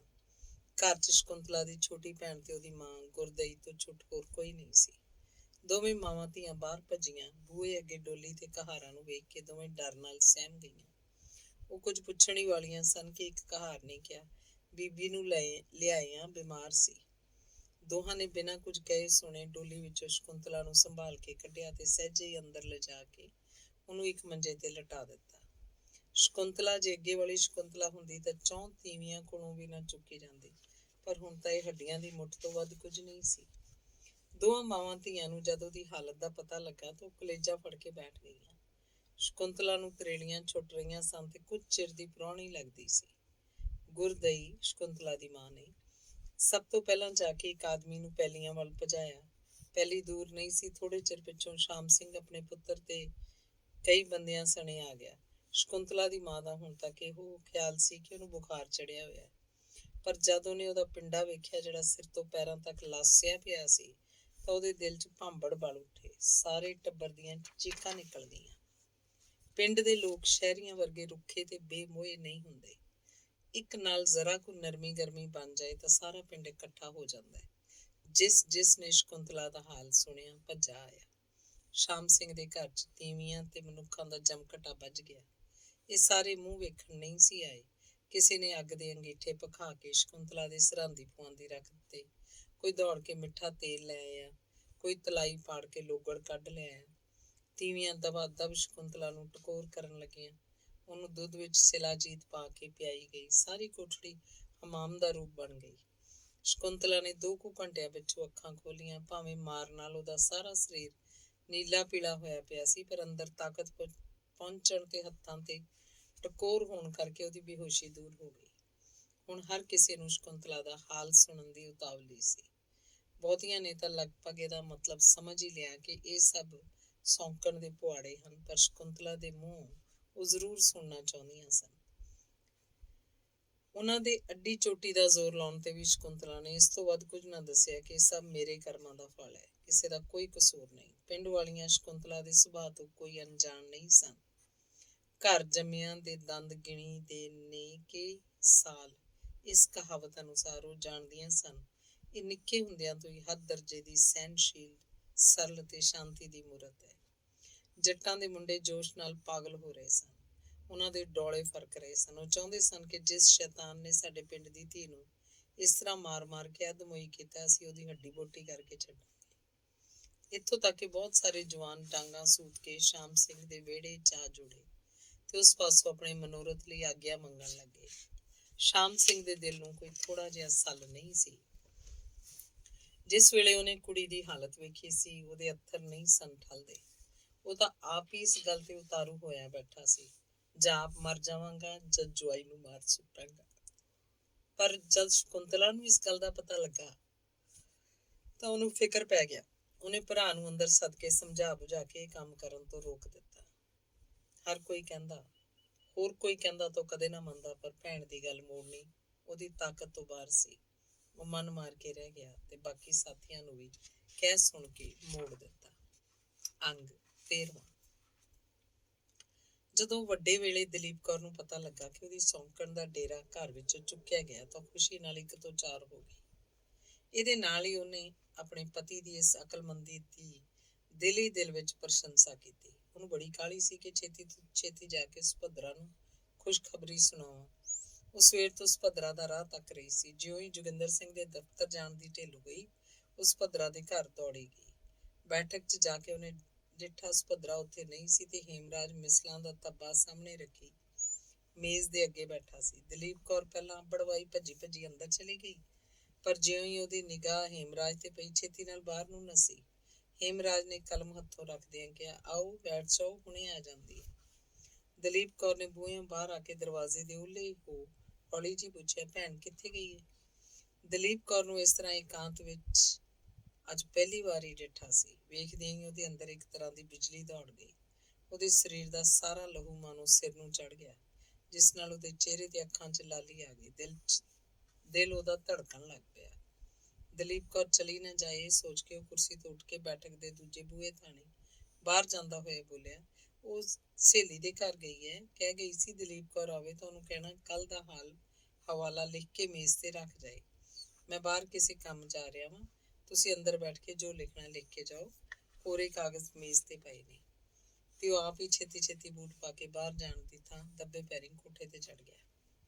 ਦਲੀਪ ਕੌਰ ਦੇ ਢਿੱਡ 'ਚ ਚੂਹੇ ਨੱਚ ਰਹੇ ਸੀ। ਉਸ 'ਚ ਇੰਨਾ ਸਹਾਰਾ ਨਹੀਂ ਸੀ ਕਿ ਸਹੇਲੀ ਦੇ ਆਉਣ ਤੱਕ ਗੱਲ ਦਿਲ 'ਚ ਹੀ ਰੱਖੀ ਰਹਿਣ ਦਿੰਦੀ।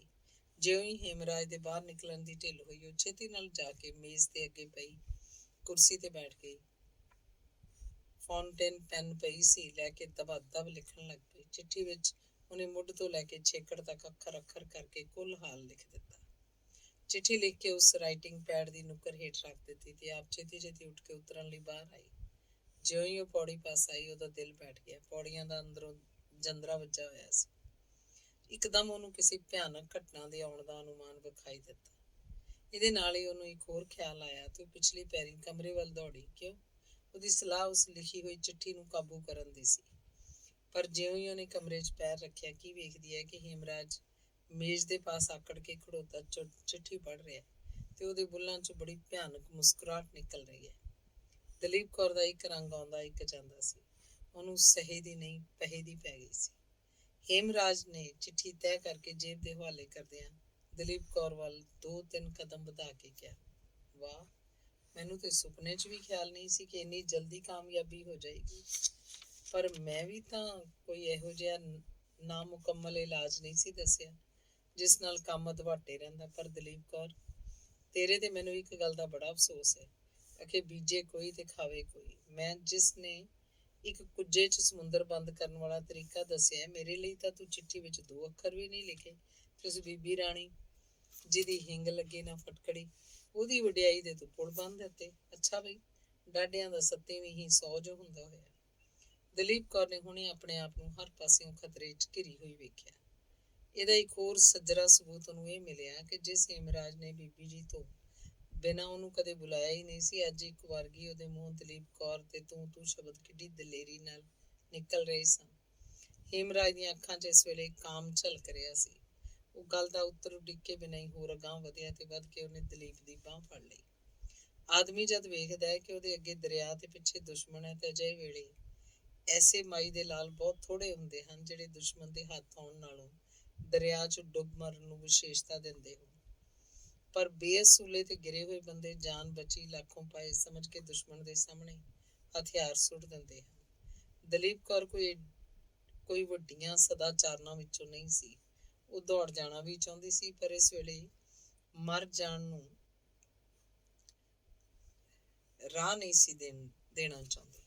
ਇਹੋ ਕਾਰਨ ਹੈ ਕਿ ਦਲੀਪ ਕੌਰ ਦੌੜੀ ਨਹੀਂ ਤੇ ਕਾਠ ਦਾ ਬੁੱਤ ਬਣ ਕੇ ਉੱਥੇ ਦੀ ਉੱਥੇ ਹੀ ਖੜੀ ਰਹੀ। ਹੇਮਰਾਜ ਨੂੰ ਇਸ ਗੱਲ ਦੀ ਉਮੀਦ ਨਹੀਂ ਸੀ ਕਿ ਜੰਗਲ 'ਚ ਚੁੰਗੀਆਂ ਭਰਨ ਵਾਲੀ ਚੰਚਲ ਹਿਰਨੀ ਇੱਕੋ ਮਿੱਠੀ ਤਾਨ ਸੁਣ ਕੇ ਫੰਦੇ 'ਚ ਆ ਫਸੇਗੀ। ਦਲੀਪ ਕੌਰ ਨੂੰ ਡੁੱਬਣ ਲਈ ਥਾਂ ਨਹੀਂ ਸੀ ਲੱਭਦੀ।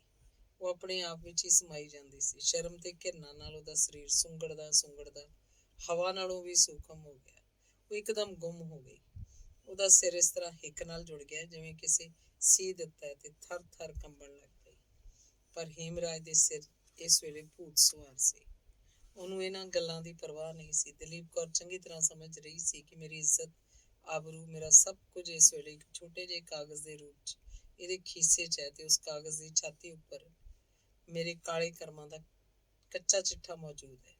ਇਹੋ ਕਾਰਨ ਸੀ ਕਿ ਦਲੀਪ ਕੌਰ ਦਾ ਆਤਮ ਗੌਰਵ, ਉਹਦੀ ਅਣਖ, ਇੱਜ਼ਤ ਤੇ ਦ੍ਰਿੜਤਾ ਸਭ ਤਾਕਤਾਂ ਮੌਜੂਦ ਹੁੰਦਿਆਂ ਵੀ ਨਿਰਜੀਵ ਹੋ ਗਈਆਂ। ਇਸ ਤੋਂ ਕੁਝ ਚਿਰ ਬਾਅਦ ਦਲੀਪ ਕੌਰ ਧੜਕਦੇ ਦਿਲ ਤੇ ਕੰਬਦੀਆਂ ਲੱਤਾਂ ਨਾਲ ਕਾਹਲੀ ਕਾਹਲੀ ਕਦਮ ਉਠਾਉਂਦੀ ਆਪਣੇ ਘਰ ਵੱਲ ਜਾ ਰਹੀ ਸੀ। ਉਹਦੀਆਂ ਅੱਖਾਂ ਧਰਤੀ ਉੱਤੇ ਪਰ ਹੋਸ਼ ਹਵਾਸ ਅਸਮਾਨ ਤੇ ਸਨ। ਉਹਦੇ ਚਿਹਰੇ ਤੋਂ ਮਲੀਨਤਾ ਤੇ ਅੱਖਾਂ 'ਚ ਬੇਗੈਰਤੀ ਟਪਕ ਰਹੀ ਸੀ। ਉਹਦਾ ਦਿਲ ਗਿਲਾਨੀ ਨਾਲ, ਦਿਮਾਗ ਪਰੇਸ਼ਾਨੀ ਨਾਲ ਪਾਟ ਰਿਹਾ ਸੀ। ਉਹਦਾ ਪਤੀਵ੍ਰਤ ਧਰਮ ਰੂਪੀ 9 ਲੱਖਾ ਹਾਰ ਅੱਜ ਚੀਨਾ ਚੀਨਾ ਹੋ ਕੇ ਮਿੱਟੀ 'ਚ ਰਲ ਚੁੱਕਾ ਸੀ ਤੇ ਨਰਕੀ ਜੀਵਨ ਦੀ ਪਹਿਲੀ ਪੌੜੀ ਤੇ ਉਹ ਪੈਰ ਧਰ ਚੁੱਕੀ ਸੀ। ਸੀਤਾ ਤੇ ਸਵਿਤਰੀ ਵਰਗੀਆਂ ਵੀਰ ਪੁੱਤਰੀਆਂ ਨੂੰ ਜਨਮ ਦੇਣ ਵਾਲੀ ਭਾਰਤ ਮਾਤਾ ਦੇ ਮੱਥੇ ਕਾਲਖ ਦਾ ਟਿੱਕਾ ਲਾਉਣ ਲਈ ਦਲੀਪ ਕੌਰ ਪਾਪ ਮੰਦਰ ਦੀਆਂ ਦਲੀਜ਼ਾਂ ਟੱਪ ਚੁੱਕੀ ਸੀ। ਉਹ ਆਪਣੇ ਗ੍ਰਸਥ ਧਰਮ ਦੀ ਉਜਲੀ ਤੇ ਮਹਿਕਦੀ ਫੁਲਵਾੜੀ ਵਿੱਚ ਵਿਸ਼ੇ ਦੀਆਂ ਟਿੱਡੀ ਦਲ ਫੌਜਾਂ ਨੂੰ ਆਉਣ ਲਈ ਸੱਦਾ ਦੇ ਚੁੱਕੀ ਸੀ। ਉਧਰੋਂ ਅੰਨਾ ਤੇ ਆਣਾ ਕਾਮਦੇਵ ਫੁੱਲਾਂ ਦੀ ਕਮਾਨ ਵਿੱਚੋਂ ਜ਼ਹਿਰੀ ਤੀਰ ਛੱਡ ਕੇ ਦਲੀਪ ਕੌਰ ਦੀ ਧਰਮ ਰੂਪੀ ਚਾਰ ਦੀਵਾਰੀ ਨੂੰ ਢਾਉਣ ਦੇ ਆਰੇ ਲੱਗ ਚੁੱਕਾ ਸੀ ਤੇ ਕਾਲ ਚੱਕਰ ਰੂਪੀ ਘੜੀ ਦੀਆਂ ਸੂਈਆਂ ਹੁਣ ਉਸ ਥਾਂ ਪਹੁੰਚਣ ਵਾਲੀਆਂ ਸਨ ਜਦ ਦਲੀਪ ਕੌਰ ਉਹਦੇ ਸੁੱਖ ਸੁਆਦ ਤੇ ਉਹਦੇ ਸਭ ਕਾਸੇ ਦਾ ਬੇੜਾ ਡੁੱਬ ਜਾਣਾ ਸੀ। ਭਾਰਤ ਮਾਤਾ ਦੀ ਪਵਿੱਤਰ ਕੁੱਖ ਨੂੰ ਕਲੰਕਤ ਕਰਨ ਵਾਲੀ ਦਲੀਪ ਕੌਰ ਇਸ ਰਸਤੇ ਦੀ ਪਾਂਧੀ ਬਣਨ ਲਈ, ਇਸ ਪਾਪ ਕੁੰਡ 'ਚ ਛਾਲ ਮਾਰਨ ਲਈ ਤੇ ਭਾਰਤੀ ਦੇਵੀਆਂ ਦੇ ਸਿਰਾਂ ਨੂੰ ਨੀਵਿਆਂ ਕਰਨ ਵਾਲੀ ਇਸ ਕੋਝੀ ਕਰਤੂਤ ਲਈ ਲਾਹਨਤ। ਤੈਨੂੰ ਧਿੱਕਾਰ, ਤੈਨੂੰ ਹਾਏ ਹਾਏ। ਅੰਗ 14। ਸ਼ਕੁੰਤਲਾ 2 ਕੁ ਮਹੀਨੇ ਮੰਜੇ ਤੇ ਪਈ ਰਹੀ। ਉਹਦਾ ਅੰਨ ਜਲ ਅਜੇ ਬਾਕੀ ਸੀ। ਤਕੜੀ ਹੋ ਗਈ। ਉਹਦੇ ਪੇਕਿਆਂ ਨੇ ਦਿਲ 'ਚ ਫੈਸਲਾ ਕਰ ਲਿਆ ਕਿ ਕੁੜੀ ਨੂੰ ਮੁੜ ਜਿਉਂਦੇ ਜੀ ਸਹੁਰੇ ਨਹੀਂ ਤੋਰਨਾ ਤੇ ਅੱਗੇ ਵੀ ਕਿਹੜਾ ਸ਼ਕੁੰਤਲਾ ਲਈ ਕੋਈ ਔਸੀਆਂ ਪਾ ਰਿਹਾ ਸੀ। ਉਧਰ ਤਾਂ ਆਖੇ ਸੱਸ ਡੇੜੀਓਂ ਲੰਘੀ ਤੇ ਨੂੰਹ ਨੈਣ ਮਟਕਾਏ। ਦਲੀਪ ਕੌਰ ਦੇ ਰਾਹ ਦਾ ਸਗੋਂ ਰੋੜਾ ਹਟ ਗਿਆ ਸੀ। ਸ਼ਕੁੰਤਲਾ ਵੀ ਪਤੀ ਨੂੰ ਕੀ ਭੁੱਲ ਬੈਠੀ ਸੀ? ਨਹੀਂ, ਉਸ ਲਈ ਅਜਿਹਾ ਕੋਈ ਦਿਨ ਨਹੀਂ ਸੀ ਬੀਤਦਾ ਜਦੋਂ ਪਤੀ ਦੀ ਯਾਦ 'ਚ 2-3 ਵਾਰੀ ਉਹਦੀਆਂ ਅੱਖਾਂ ਗਿੱਲੀਆਂ ਨਾ ਹੁੰਦੀਆਂ। ਸ਼ਕੁੰਤਲਾ ਅੱਜ ਕੱਲ੍ਹ ਆਤਮ ਅਭਿਆਸ ਵੱਲ ਇਸੇ ਕਰਕੇ ਵਧੇਕ ਧਿਆਨ ਦੇਣ ਲੱਗ ਪਈ ਸੀ ਕਿ ਇਸ ਤਰ੍ਹਾਂ ਉਹਦੇ ਦਿਲ ਨੂੰ ਸ਼ਾਂਤੀ ਜਿਹੀ ਆ ਜਾਂਦੀ ਸੀ। ਉਹ ਪਿਛਲੀ ਰਾਤੀ ਉੱਠ ਕੇ ਇਸ਼ਨਾਨ ਪਾਣੀ ਕਰਕੇ ਅਥਰ ਤੇ ਸਥਿਰ ਹੋ ਕੇ ਬਾਣੀ ਦਾ ਪਾਠ ਕਰਦੀ, ਫਿਰ ਕੁਝ ਚਿਰ ਲਈ ਚੌਂਕੜੀ ਮਾਰ ਕੇ ਅਡੋਲ ਹੋ ਬੈਠਦੀ ਸੀ। ਇਹਦੀ ਬੈਠਕ ਕੋਈ ਸਧਾਰਨ ਬੈਠਕ ਨਹੀਂ ਸੀ, ਸਗੋਂ ਇੱਕ ਤਪੱਸਵੀ ਦੀ ਸਮਾਧੀ ਸੀ। ਹੌਲੀ ਹੌਲੀ ਉਹਦੀ ਆਤਮਕ ਅਵਸਥਾ ਉੱਚੀ ਹੋਣੀ ਸ਼ੁਰੂ ਹੋ ਗਈ ਤੇ ਵਰ੍ਹੇ ਸਵਾ ਵਰ੍ਹੇ ਦੇ ਅਭਿਆਸ ਤੋਂ ਬਾਅਦ ਸ਼ਕੁੰਤਲਾ ਨਹੀਂ ਸੀ ਰਹੀ। ਉਹ ਬ੍ਰਹਮ ਲੋਕ ਤੋਂ ਉਤਰੀ ਹੋਈ ਜਿਵੇਂ ਕੋਈ ਦੇਵ ਕੰਨਿਆ ਸੀ। ਹੁੰਦੀ ਉਹ ਇੱਥੋਂ ਤੱਕ ਪਹੁੰਚ ਗਈ ਕਿ ਜਿਸ ਵੇਲੇ ਉਹ ਇਸ ਤਰ੍ਹਾਂ ਧਿਆਨ 'ਚ ਲੀਨ ਹੋ ਜਾਂਦੀ ਸੀ, ਉਹਨੂੰ ਆਪਣੇ ਅੰਦਰ ਇੱਕ ਤਰ੍ਹਾਂ ਦਾ ਚਾਨਣ ਜਿਹਾ ਦਿਸਣ ਲੱਗ ਪੈਂਦਾ ਸੀ। ਇਹ ਚਾਨਣ ਬਾਹਰਲੇ ਚਾਨਣਾਂ ਨਾਲੋਂ ਆਪਣੇ ਵਿੱਚ ਵੱਖਰੀ ਵਿਸ਼ੇਸ਼ਤਾ ਰੱਖਦਾ ਸੀ। ਇਸ ਵਿੱਚ ਕੀ ਸੀ? ਨਿੱਘ ਸੀ, ਸਰੂਰ ਸੀ, ਠੰਡਕ ਸੀ, ਸਵਾਦ ਸੀ? ਨਹੀਂ, ਇਹ ਸਭ ਕੁਝ ਤਾਂ ਉਹਨੂੰ ਇੱਕ ਤਰ੍ਹਾਂ ਦੀਆਂ ਤੁੱਛ ਚੀਜ਼ਾਂ ਮਾਲੂਮ ਹੁੰਦੀਆਂ ਸੀ, ਜਿਵੇਂ ਜੜਾਊ ਕੰਗਣ ਦੇ ਸਾਹਮਣੇ ਕੱਚ ਦਾ ਗਜਰਾ। ਇਸ ਵਿੱਚੋਂ ਉਹਨੂੰ ਸਵਾਦ, ਉਹ ਤ੍ਰਿਪਤੀ ਤੇ ਉਹ ਸਰੂਰ ਮਿਲਦਾ ਸੀ ਜਿਹਦੀ ਹੋਂਦ ਉਹਨੂੰ ਸਾਰਾ ਦਿਨ ਖੀਵਾ ਰੱਖਦੀ ਸੀ। ਅਸਲ ਗੱਲ ਤਾਂ ਇਹ ਹੈ ਕਿ ਇਸ ਅਧੂਰੇ ਲਿਖਾਰੀ ਦੀ ਕਲਮ ਅਜੇ ਵੀ ਭੁਲੇਖੇ 'ਚ ਹੈ। ਸੰਸਾਰ ਦੀ ਜਾਂ ਪ੍ਰਕਿਰਤੀ ਦੀ ਕਿਸੇ ਵੀ ਚੀਜ਼ ਨਾਲ ਉਸ ਆਤਮਕ ਅਵਸਥਾ ਦੀ ਬਰੋਬਰੀ ਦੇਣੀ ਸੱਚਮੁੱਚ ਇਸੇ ਤਰ੍ਹਾਂ ਜਿਕਣ ਕੋਈ ਮੋਮਬੱਤੀ ਨਾਲ ਸੂਰਜ ਦੀ ਬਰਾਬਰੀ ਦੇਵੇ। ਸ਼ਕੁੰਤਲਾ ਜਦ ਇਸ ਇਕਾਂਤ ਸਮਾਧੀ ਤੋਂ ਉੱਠਦੀ ਸੀ ਤਾਂ ਸਾਰਾ ਦਿਨ ਉਹਦੀਆਂ ਅੱਖਾਂ ਕਿਸੇ ਅਮਲੀ ਵਾਂਗ ਮਖਮੂਰ ਰਹਿੰਦੀਆਂ ਸਨ। ਜਿਸ ਤਰ੍ਹਾਂ ਧੁੱਪ ਦੇ ਸਾਹਮਣੇ ਸ਼ੀਸ਼ਾ ਰੱਖ ਕੇ ਲਿਸ਼ਕਾਰਾ ਕਿਸੇ ਹਨੇਰੀ ਤੋਂ ਹਨੇਰੀ ਥਾਂ ਨੂੰ ਵੀ ਜਗਮਗਾ ਦਿੰਦਾ, ਉਸੇ ਤਰ੍ਹਾਂ ਸ਼ਕੁੰਤਲਾ ਦੀਆਂ ਨਾਮ ਰਤੀਆਂ ਅੱਖਾਂ ਜਿਸ ਜਾਨਦਾਰ ਚੀਜ਼ ਵੱਲ ਇੱਕ ਵਾਰੀ ਤੱਕਦੀਆਂ ਸਨ ਉਹਨੂੰ ਪੱਥਰ ਤੋਂ ਪਾਰਸ ਬਣਾ ਦਿੰਦੀਆਂ ਸਨ। ਉਹ ਹੋਰ ਲੋਕਾਂ ਵਾਂਗ ਹੀ ਜਿਮੀ ਤੇ ਤੁਰਦੀ ਫਿਰਦੀ, ਘਰ ਦਾ ਕੰਮ ਕਰਦੀ, ਪਰ ਉਹਨੂੰ ਆਪਣੇ ਆਪ ਨੂੰ ਇਹ ਮਾਲੂਮ ਹੁੰਦਾ ਸੀ ਜਿਵੇਂ ਉਹ ਕਿਸੇ ਹਵਾ ਨਾਲ ਭਰੇ ਹੋਏ ਆਕਾਸ਼ ਮੰਡਲ 'ਚ ਉਡਾਰੀਆਂ ਲਾ ਰਹੀ ਹੈ ਜਾਂ ਅੰਮ੍ਰਿਤ ਦੇ ਕਿਸੇ ਅਥਾਹ ਸਮੁੰਦਰ 'ਚ ਤਾਰੀਆਂ ਲਾ ਰਹੀ ਹੈ। ਇਸ 1.5 ਵਰ੍ਹੇ ਦੇ ਸਮੇਂ ਵਿੱਚ ਸ਼ਕੁੰਤਲਾ ਦੀ ਰੂਹਾਨੀ ਖੁਸ਼ਬੂ ਆਪਣੇ ਪਿੰਡ ਦੀਆਂ ਹੱਦਾਂ ਟੱਪ ਕੇ ਦੂਰ ਦੂਰ ਤੋੜੀ ਜਾ ਮਹਿਕੀ। ਇਸ ਪਿੰਡ ਦੀਆਂ ਤੀਵੀਆਂ ਜਿਹੜੀਆਂ ਅੱਜ ਤੋਂ 1.5 ਵਰ੍ਹਾ ਪਹਿਲਾਂ ਗੋਹਾ ਪੱਥਣ ਤੇ ਰੋਟੀ ਟੁੱਕ ਕਰਨ ਤੋਂ ਬਿਨਾਂ ਕੁਝ ਜਾਣਦੀਆਂ ਹੀ ਨਹੀਂ ਸੀ, ਸ਼ਕੁੰਤਲਾ ਦੇ ਸਤਸੰਗ ਕਰਕੇ ਉਹਨਾਂ ਦੀ ਅੱਜ ਇਹ ਹਾਲਤ ਸੀ ਕਿ ਆਟਾ ਗੁੰਨਦਿਆਂ ਵੀ ਜਪਜੀ ਸਾਹਿਬ ਦੀ ਤੁਕ ਉਹਨਾਂ ਦੀ ਜ਼ਬਾਨ ਤੇ ਹੁੰਦੀ ਸੀ ਤੇ ਜਦੋਂ ਬੰਨੇ ਪੈਲੀ ਜਾਂਦੀਆਂ ਤਾਂ ਭਾਈ ਮਨੀ ਸਿੰਘ ਤੇ ਬਾਬੇ ਬੁੱਢੇ ਆਦਿਆਂ ਸਾਖੀਆਂ ਇੱਕ ਦੂਜੀ ਨੂੰ ਸੁਣਾ ਰਹੀਆਂ ਹੁੰਦੀਆਂ ਸਨ। ਐਤਵਾਰ ਨੂੰ ਭਾਵੇਂ ਘਿਓ ਦੇ ਕੁੱਜੇ ਰੁੜ ਜਾਣੋ, ਸਤਸੰਗ ਤੋਂ ਨਾਗਾ ਨਹੀਂ ਸੀ ਪਾਉਂਦੀਆਂ। ਸ਼ਕੁੰਤਲਾ ਜਿਉਂ-ਜਿਉਂ ਕਠਨ ਵਰਤ ਧਾਰਨੀ ਬਣਦੀ ਜਾਂਦੀ ਸੀ ਤਿਉਂ-ਤਿਉਂ ਪਿੰਡ ਦੀਆਂ ਤੀਵੀਆਂ ਦੀ ਸ਼ਰਧਾ ਭਗਤੀ ਉਸ ਤੇ ਵੱਧਦੀ ਜਾਂਦੀ ਸੀ। ਉਹਦੇ ਮਾਪਿਆਂ ਦੀ ਖੁਸ਼ੀ ਦਾ ਕੋਈ ਪਾਰਾਵਾਰ ਨਹੀਂ ਸੀ। ਉਹਨਾਂ ਦੇ ਘਰ ਕਲਰ ਵਿੱਚ ਕਮਲ ਫੁੱਲ ਉੱਗ ਪਿਆ ਸੀ। ਉਹ ਆਪਣੇ ਭਾਗਾਂ ਨੂੰ ਸਲਾਉਂਦੇ ਤੇ ਪਿੰਡ ਵਾਲੇ ਆਪਣੇ ਭਾਗਾਂ ਨੂੰ। ਹੁੰਦਿਆਂ ਹੁੰਦਿਆਂ ਦੂਰ ਦੂਰ ਤੋੜੀ ਸ਼ਕੁੰਤਲਾ ਦੀ ਮਹਾਨਤਾ ਫੈਲ ਗਈ। ਐਤਵਾਰ ਵਾਲੇ ਦਿਨ ਇਸ ਪਿੰਡ 'ਚ ਇੱਕ ਤਕੜਾ ਸਤਸੰਗ ਲੱਗ ਜਾਂਦਾ ਸੀ। ਚੰਦਨ ਦੀ ਵਾਸ਼ਨਾ ਜਿੱਥੋਂ ਤੱਕ ਜਾਂਦੀ ਸੀ, ਜੰਗਲ ਦੇ ਜੰਡਾਂ ਕਰੀਰਾਂ ਨੂੰ ਵੀ ਆਪਣਾ ਰੂਪ ਬਣਾਈ ਜਾਂਦੀ ਸੀ। ਅੱਜ ਕੱਲ੍ਹ ਸ਼ਕੁੰਤਲਾ ਨੂੰ ਪਤੀ ਵਿਯੋਗ ਦਾ ਇੰਨਾ ਅੱਗੇ ਜਿੰਨਾ ਦੁੱਖ ਨਹੀਂ ਸੀ। ਉਹਦੀ ਇਹ ਥਾਂ ਹੁਣ ਨਾਮ ਅਭਿਆਸ ਨੇ ਲੈ ਲਈ ਸੀ। ਉਹਨੂੰ ਨਾਮ ਦੀ ਉਹ ਰੰਗਨ ਚੜ੍ਹ ਗਈ। ਰੱਬੀ ਤਾਕਤਾਂ ਤੇ ਉਹਦੀਆਂ ਲੌਕਿਕ ਬਖਸ਼ਿਸ਼ਾਂ ਦਾ ਉਹਨੂੰ ਉਹ ਖਜ਼ਾਨਾ ਮਿਲ ਗਿਆ ਜਿਸਨੂੰ ਜਿਉਂ-ਜਿਉਂ ਵਰਤਦੀ ਸੀ ਦੂਣਾ ਚੌਣਾ ਹੁੰਦਾ ਜਾਂਦਾ ਸੀ। ਉਹਦੇ ਦਿਲ ਦਾ ਸ਼ੀਸ਼ਾ ਇੰਨਾ ਨਿਰਮਲ ਤੇ ਲਿਸ਼ਕਣਾ ਹੋ ਗਿਆ ਸੀ ਕਿ ਹਰ ਚੀਜ਼ 'ਚ ਉਹਨੂੰ ਰੱਬੀ ਜਲਾਲ ਨਜ਼ਰ ਆਉਂਦਾ ਸੀ। ਦੂਜੇ ਸ਼ਬਦਾਂ 'ਚ ਸ਼ਕੁੰਤਲਾ ਹੁਣ ਉਹ ਬਣ ਗਈ ਸੀ ਕਿ ਜਿਸ ਬਾਬਤ ਕਬੀਰ ਜੀ ਨੇ ਕਿਹਾ ਹੈ, ਕਬੀਰ ਤੂੰ ਕਰਤਾ ਤੂੰ ਹੁਆ, ਮੁਝ ਮੇਂ ਰਹਾ ਨਾ ਤੂੰ, ਜਬ ਆਪਾ ਮਰਕਾ ਮਿਟ ਗਿਆ, ਜਤ ਦੇਖਾਂ ਤਤ ਤੂੰ।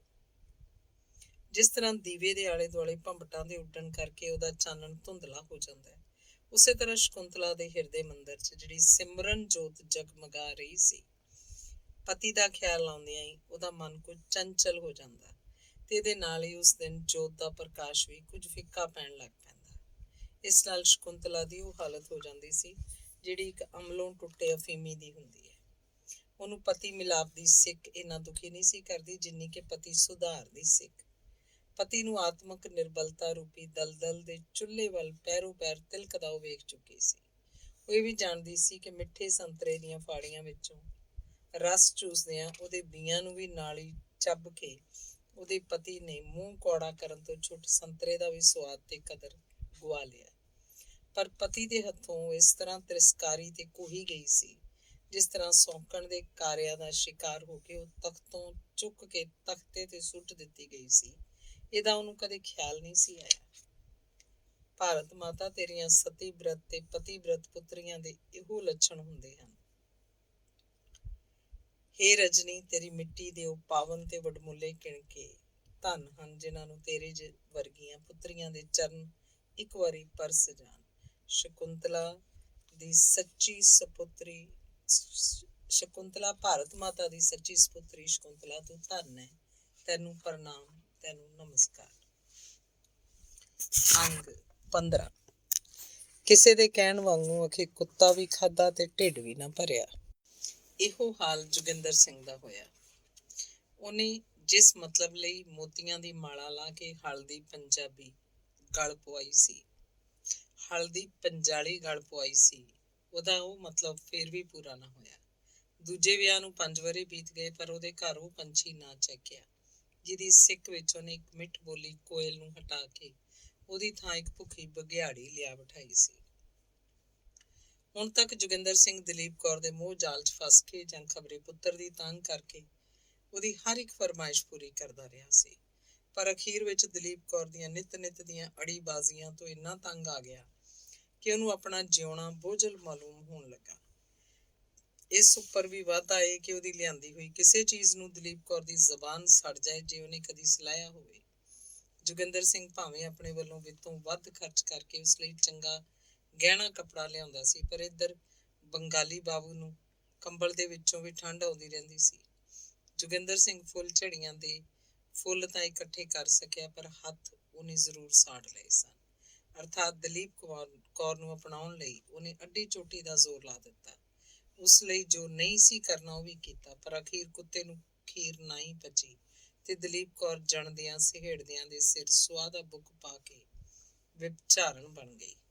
ਉਧਰ ਹੇਮਰਾਜ ਦਾ ਦਿਲ ਵੀ ਹੁਣ ਕਾਲੀ ਕੌਣੀ ਵੱਲੋਂ ਹਟ ਕੇ ਚਿੱਟੀ ਚੁੜੇਲ ਤੇ ਰੀਝ ਗਿਆ ਸੀ। ਉਹਨੇ ਅਜਿਹੇ ਢੰਗ ਵਰਤਣੇ ਸ਼ੁਰੂ ਕੀਤੇ ਜਿਨ੍ਹਾਂ ਨਾਲ ਸੁਭੱਦਰਾ ਤੇ ਦਲੀਪ ਕੌਰ ਦਾ ਮੇਲ ਗੇਲ ਹੋਰ ਵੀ ਵੱਧ ਜਾਏ। ਦਲੀਪ ਕੌਰ ਪਹਿਲਾਂ 1-2 ਦਿਨ ਤਾਂ ਉਹਦੇ ਘਰ ਜਾਣੋਂ ਝਿਜਕੀ, ਪਰ ਹੌਲੀ ਹੌਲੀ ਉਹਦਾ ਝੱਕ ਦੂਰ ਹੋ ਗਿਆ ਤੇ ਉਹ ਸਾਰਾ ਦਿਨ ਉੱਧਰ ਹੀ ਰਹਿਣ ਲੱਗੀ। ਜਿਸ ਦਿਨ ਦਲੀਪ ਕੌਰ ਉਹਦੇ ਘਰ ਗਈ ਸੀ ਤੇ ਸੁਭੱਦਰਾ ਘਰ ਨਹੀਂ ਸੀ, ਉਸ ਦਿਨ ਸੁਭੱਦਰਾ ਕਿਸੇ ਦੇ ਘਰ ਉਠਾਲੇ ਤੇ ਗਈ ਸੀ। ਉਹ ਜਦ ਪਿਛਲੇ ਪੈਰ ਘਰ ਮੁੜੀ ਤਾਂ ਹੇਮਰਾਜ ਨੇ ਉਸ ਅੱਗੇ ਦਲੀਪ ਕੌਰ ਦੇ ਆਉਣ ਜਾਂ ਚਿੱਠੀ ਲਿਖਣ ਬਾਬਤ ਭੋਗ ਹੀ ਨਾ ਪਾਇਆ। ਉਸੇ ਸੰਧਿਆ ਨੂੰ ਸੁਭੱਦਰਾ ਕੱਲ ਵਾਲੀ ਗੱਲ ਦਾ ਪਤਾ ਕਰਨ ਲਈ ਦਲੀਪ ਕੌਰ ਦੇ ਘਰ ਗਈ। ਦਲੀਪ ਕੌਰ ਨੇ ਉਹਨੂੰ ਸ਼ਕੁੰਤਲਾ ਬਾਰੇ ਖੂਬ ਮਸਾਲੇ ਲਾ ਕੇ ਹਾਲ ਸੁਣਾਇਆ, ਪਰ ਉਹਦੇ ਘਰ ਜਾਣ ਦਾ ਉਹਨੇ ਵੀ ਸੁਭੱਦਰਾ ਅੱਗੇ ਕੋਈ ਜ਼ਿਕਰ ਨਾ ਕੀਤਾ। ਸੁਭੱਦਰਾ ਨੂੰ ਉਹਦੇ ਨਵੇਂ ਪੰਧ ਪੈਣ ਬਾਰੇ ਖਾਬ ਖਿਆਲ ਵੀ ਨਹੀਂ ਸੀ ਤੇ ਨਾ ਹੀ ਜੋਗਿੰਦਰ ਸਿੰਘ ਨੂੰ। ਦਲੀਪ ਕੌਰ ਤੇ ਹੇਮਰਾਜ ਦਾ ਇਹ ਲੁਕਵਾਂ ਸੰਬੰਧ ਸੁਭੱਦਰਾ ਤੋਂ ਬਹੁਤੇ ਦਿਨ ਗੁਪਤ ਨਾ ਰਹਿ ਸਕਿਆ। ਇੱਕ ਦਿਨ ਜਦ ਹੇਮਰਾਜ ਘਰ ਸੀ, ਦਲੀਪ ਕੌਰ ਤੇ ਸੁਭੱਦਰਾ ਰਸੋਈ 'ਚ ਬੈਠੀਆਂ ਇੱਧਰ ਉੱਧਰ ਦੀਆਂ ਗੱਲਾਂ ਕਰ ਰਹੀਆਂ ਸਨ। ਸੁਭੱਦਰਾ ਭਾਜੀ ਰਿੰਨ ਰਹੀ ਸੀ।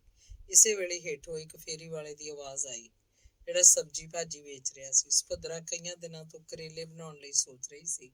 ਉਹ ਦਲੀਪ ਕੌਰ ਨੂੰ ਇਹ ਕਹਿ ਕੇ ਕਿ ਭੈਣ ਰਤਾ ਪਤੀਲੇ 'ਚ ਕੜਛੀ ਮਾਰੀ, ਭਾਜੀ ਨਾ ਸੜ ਜਾਏ, ਮੈਂ ਭੱਜ ਕੇ ਕਰੇਲੇ ਲੈ ਆਵਾਂ, ਹੇਠਾਂ ਉਤਰ ਗਈ। ਹੇਮਰਾਜ ਨੇ ਸੁਣ ਲਿਆ ਤੇ ਛੇਤੀ ਨਾਲ ਅੰਦਰੋਂ ਉੱਠ ਕੇ ਰਸੋਈ 'ਚ ਆ ਗਿਆ। ਆਉਂਦੇ ਹੀ ਉਹਨੇ ਇਕੱਲੀ ਬੈਠੀ ਦਲੀਪ ਕੌਰ ਦੇ ਪਿੱਛੋਂ ਦੀ ਹੋ ਕੇ ਉਹਦੇ ਮੋਢੇ ਨੂੰ ਫੜ ਲਿਆ। ਉਹ ਕੋਈ ਗੱਲ ਕਰਨ ਲੱਗਾ ਸੀ, ਪਰ ਗੱਲ ਅਜੇ ਦੇ ਮੂੰਹ 'ਚ ਹੀ ਸੀ ਕਿ ਉਹਦੇ ਪਿੱਛੋਂ ਬੂਹੇ ਵੱਲੋਂ ਕਿਸੇ ਦਾ ਝੋਲਾ ਪਿਆ। ਉਹਨੇ ਪਰਤ ਕੇ ਡਿੱਠਾ ਤੇ ਸੁਭੱਦਰਾ ਦਲੀਜਾਂ 'ਚ ਖੜੀ ਸੀ। ਹੇਮਰਾਜ ਦਾ ਖਿਆਲ ਸੀ ਜਨਾਨੀਆਂ ਭਾਜੀ ਖਰੀਦਣ ਗਈਆਂ, ਛੇਤੀ ਥੋੜ੍ਹੀ ਮੁੜਦੀਆਂ ਨੇ, ਪਰ ਸੁਭੱਦਰਾ ਪੌੜੀਆਂ ਵਿੱਚੋਂ ਹੀ ਛਾਬੜੀ ਵਾਲੇ ਦੇ ਕਰੇਲੇ ਵੇਖ ਕੇ ਮੁੜ ਆਈ। ਇਹ ਬਹੇ ਤੇ ਪੱਕੇ ਹੋਏ ਸਨ। ਸੁਭੱਦਰਾ ਨੂੰ ਖੜੀ ਵੇਖ ਕੇ ਦੋਹਾਂ ਦੇ ਸਿਰ ਤੇ 7 ਘੜੇ ਪਾਣੀ ਪੈ ਗਿਆ, ਜਿਸ ਤਰ੍ਹਾਂ ਕੋਈ ਚੋਰ ਚੋਰੀ ਕਰਨ ਲਈ ਕਮੰਦ ਲਾ ਕੇ ਉਤਲੀ ਛੱਤੇ ਚੜ੍ਹਦਾ ਜਾ ਰਿਹਾ ਹੋਵੇ।